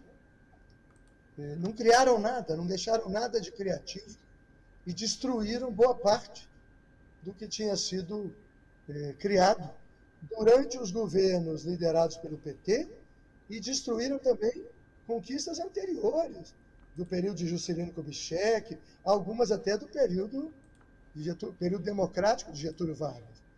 Então, foi de fato um retrocesso histórico dos governos Temer e Bolsonaro. Uhum. E nós precisamos... O país precisa ser posto novamente nos trilhos, né? O presidente Lula falou, voltar para os trilhos do futuro. E ele está muito animado.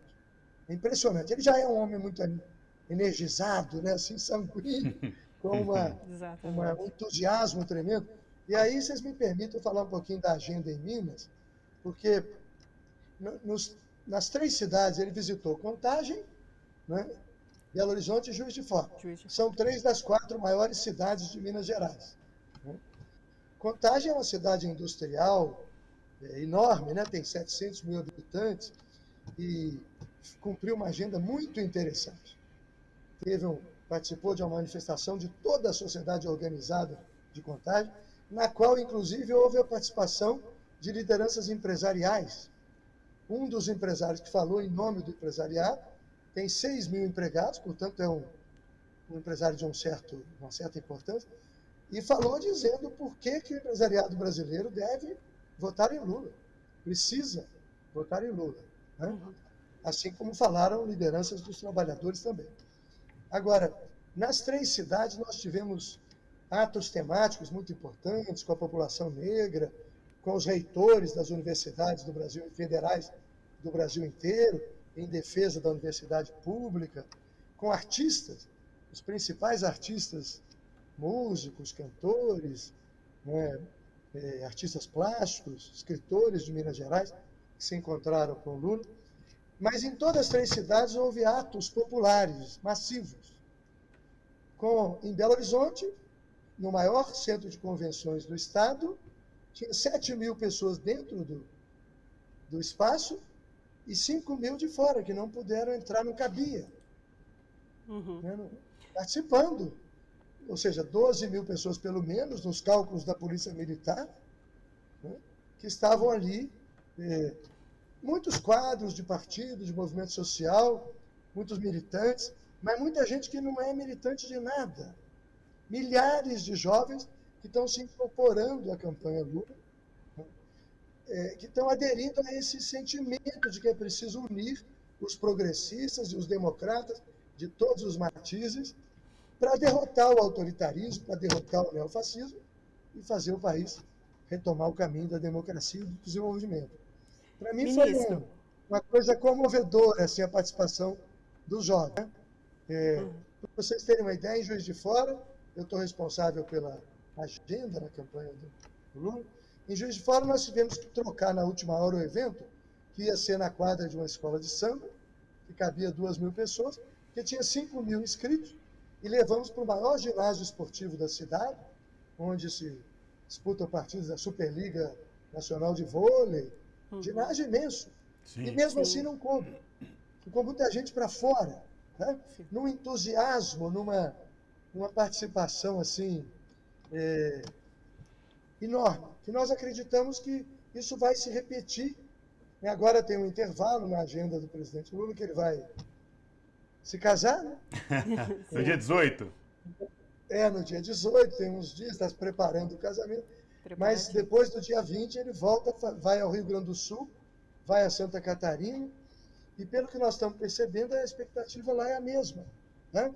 Não só de que todos os partidos, são 7, né, aliados, estejam fortemente representados, engajados, todas as centrais sindicais, que pela primeira vez estão apoiando o Lula no primeiro turno. Sim. Isso nunca aconteceu, algumas apoiavam, mas outras não, agora estão todas juntas, né?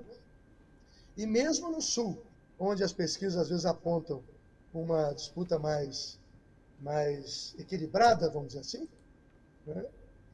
A expectativa é enorme. Nós vamos prosseguir nessa linha de fazer atos massivos, ou na rua, ou em ginásios de esporte, ou em grandes espaços de convenção, de exposição, porque as pessoas estão querendo participar, se engajar. Esse objetivo que nós achávamos que ia demorar, talvez um mês ou dois, de transformar essa campanha num vasto movimento, né, de massas, como foi nas diretas já está começando a se concretizar.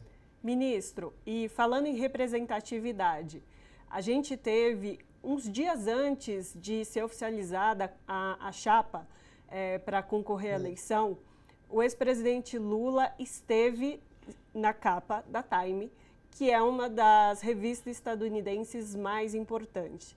E ele estava lá representado como um estadista, né? Não era uma figura popular apenas, não era uma figura apenas operária, mas uma figura que ele já compôs, e compôs muito bem, é muito bem quisto na sociedade internacional por esse seu papel de estadista. Na entrevista é colocado muito esse papel do ex-presidente Lula nessa condição. Então, qual que é a importância dessa capa, desse momento em que ela foi publicada, e o que a gente espera também da comunidade internacional em relação às eleições? A Time é uma revista conservadora, não é progressista, muito menos de esquerda, né? É uma revista conservadora que tem opiniões muito diferentes das opiniões transformadoras que nós temos. Mas é um reconhecimento, porque o Brasil se tornou um pária no mundo. O Brasil hoje é um pária. Um amigo meu da Itália, tenho origem assim, família italiana, ele diz que na mesa de bar na Itália, quando alguém quer falar de alguma coisa assim estúpida, né, insensata, cita, não dá uma de Bolsonaro, não. É o comentário do italiano comum, não é militante político, não. Infelizmente, a imagem do Brasil no mundo, que tinha dado um salto de qualidade com Lula, com Dilma, mas sobretudo com Lula, né? Não foi por acaso que o presidente Obama disse que o Lula era o cara. Os Estados Unidos nunca tinham dito isso. Os Estados Unidos são muito refratários a reconhecer a qualidade de terceiros, né? E ainda mais de um líder de esquerda democrática, como é o Lula. Então, o Brasil tinha se tornado um interlocutor do mundo inteiro, uma referência, né, nas negociações internacionais. Enfim, criamos os BRICS, né, junto com China, etc. Então, estávamos ajudando a redesenhar, numa perspectiva democrática, a ordem internacional. Com o Bolsonaro, o Brasil se tornou um pária, motivo de chacota, como eu falei, né? Motivo de ridículo, infelizmente. Então, existe no mundo uma saudade do Brasil, de Lula. O presidente Macron, da França, Macron, né, para pronunciar adequadamente, também não é de esquerda, é um homem de centro, né? Mas agradeceu o apoio de Lula no segundo turno e saudou com muito entusiasmo a perspectiva de que o Lula volte a governar o país, né? Volte a ser o nosso presidente, porque o Brasil faz falta no mundo. É isso que dizem os líderes né, da Alemanha, da Itália, da França, sejam de esquerda, de centro ou até de direita democrática. Eles estão pedindo, pelo amor de Deus, que o Brasil volte a ser governado por um presidente democrata, por um estadista, né? E passe a ser de novo um protagonista das relações internacionais, porque nós tínhamos nos tornado isso. Na África, então, sabe, há uma saudade do Lula na África que é uma coisa espantosa, porque Bolsonaro é um homem que, né, ataca. Agora ontem ou hoje, fez uma declaração grosseira contra a população negra, né? Se os negros são pesados em arrobas. Eles eram pesados assim quando vinham escravos para o Brasil, né? Então ele faz uma piada tratando os negros como se ainda fossem escravos. Imagina o que os grandes países da África, né, onde o Brasil levou fábrica de antirretroviral, fez convênios universitários, levou investimentos produtivos. O Brasil era um parceiro. Agora o presidente da República fazendo piadas idiotas, né? Que desmoralizam, não os africanos, os negros, desmoralizam o presidente da República. Sim, com certeza. País, né? Então, há assim, o mundo inteiro está esperando. Um amigo meu que é jornalista na França disse que se os europeus pudessem adiantar, acelerar essas eleições, para que o Brasil voltasse a ser, pudesse ser de novo respeitado no mundo. É isso. E o Brasil não apoiava só países de governos de esquerda, não, tinha uma ótima relação com os Estados Unidos, mesmo divergindo em várias questões, né? Então, é uma saudade enorme do verdadeiro Brasil, e de um Brasil presidido por um estadista como Lula, e não por uma caricatura de chefe de Estado como é Bolsonaro. Né? É verdade. Tá ótimo. Conversamos com Luiz Dulci, que é professor e foi ministro-chefe da Secretaria-Geral da Presidência da República durante o governo de Luiz Inácio Lula da Silva. Muito obrigada. E a gente espera recebê-lo mais vezes aqui no Revista Brasil TVT. Estou à disposição. Abraço, ministro. O nosso momento cultural de hoje é com o cantor, compositor, guitarrista, produtor musical e artista plástico Fernando Catatal. Vamos acompanhar o videoclipe da música Nada Acontece, que tem a participação de Juliana R. e Giovanni Cidreira. Se liga só.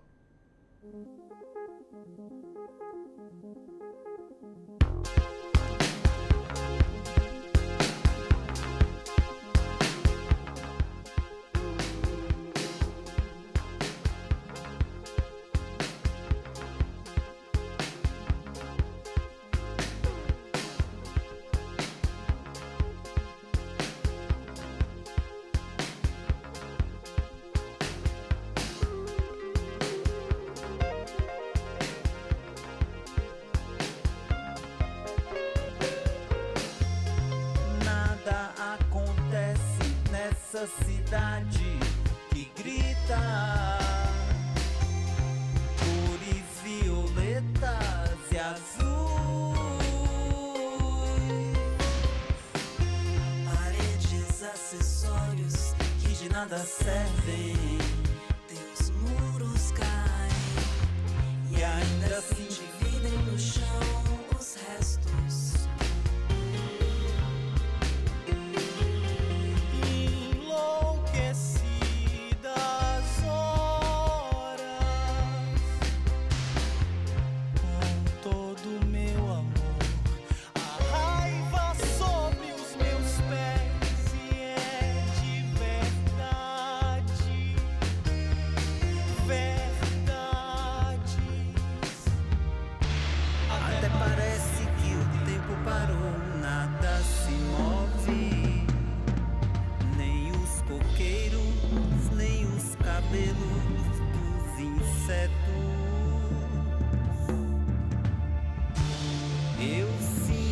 Chamas que invadem essa sala escura que me anoitece todas as noites nessa solidão.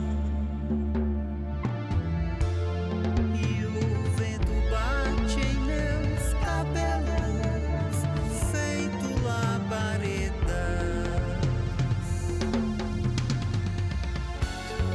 Nada acontece nessa cidade que grita cores violetas e azul.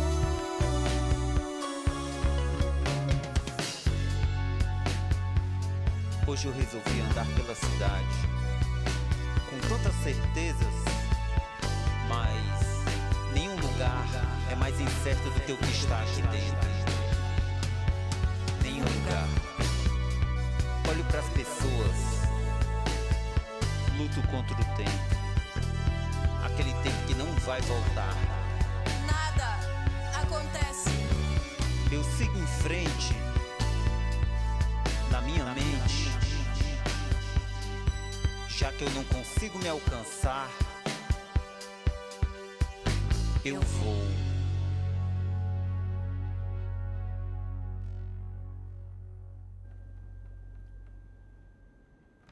E com esse videoclipe futurista, a gente encerra o Revista Brasil TVT de hoje. Agradecer a minha companheira e parceira, Ana Rosa Carrara. Ana Rosa, obrigado pela companhia, viu? Eu que agradeço, Cosmo. E agradeço também as pessoas que nos fizeram companhia nessa edição do Revista Brasil TVT. Tchau, até semana que vem. Gente, reforçar é sempre bom, portanto, muito cuidado. A pandemia ainda não acabou. Ao sair de casa, máscara e álcool gel, não vamos descuidar jamais. Obrigado pela companhia e a gente está de volta semana que vem. Tchau!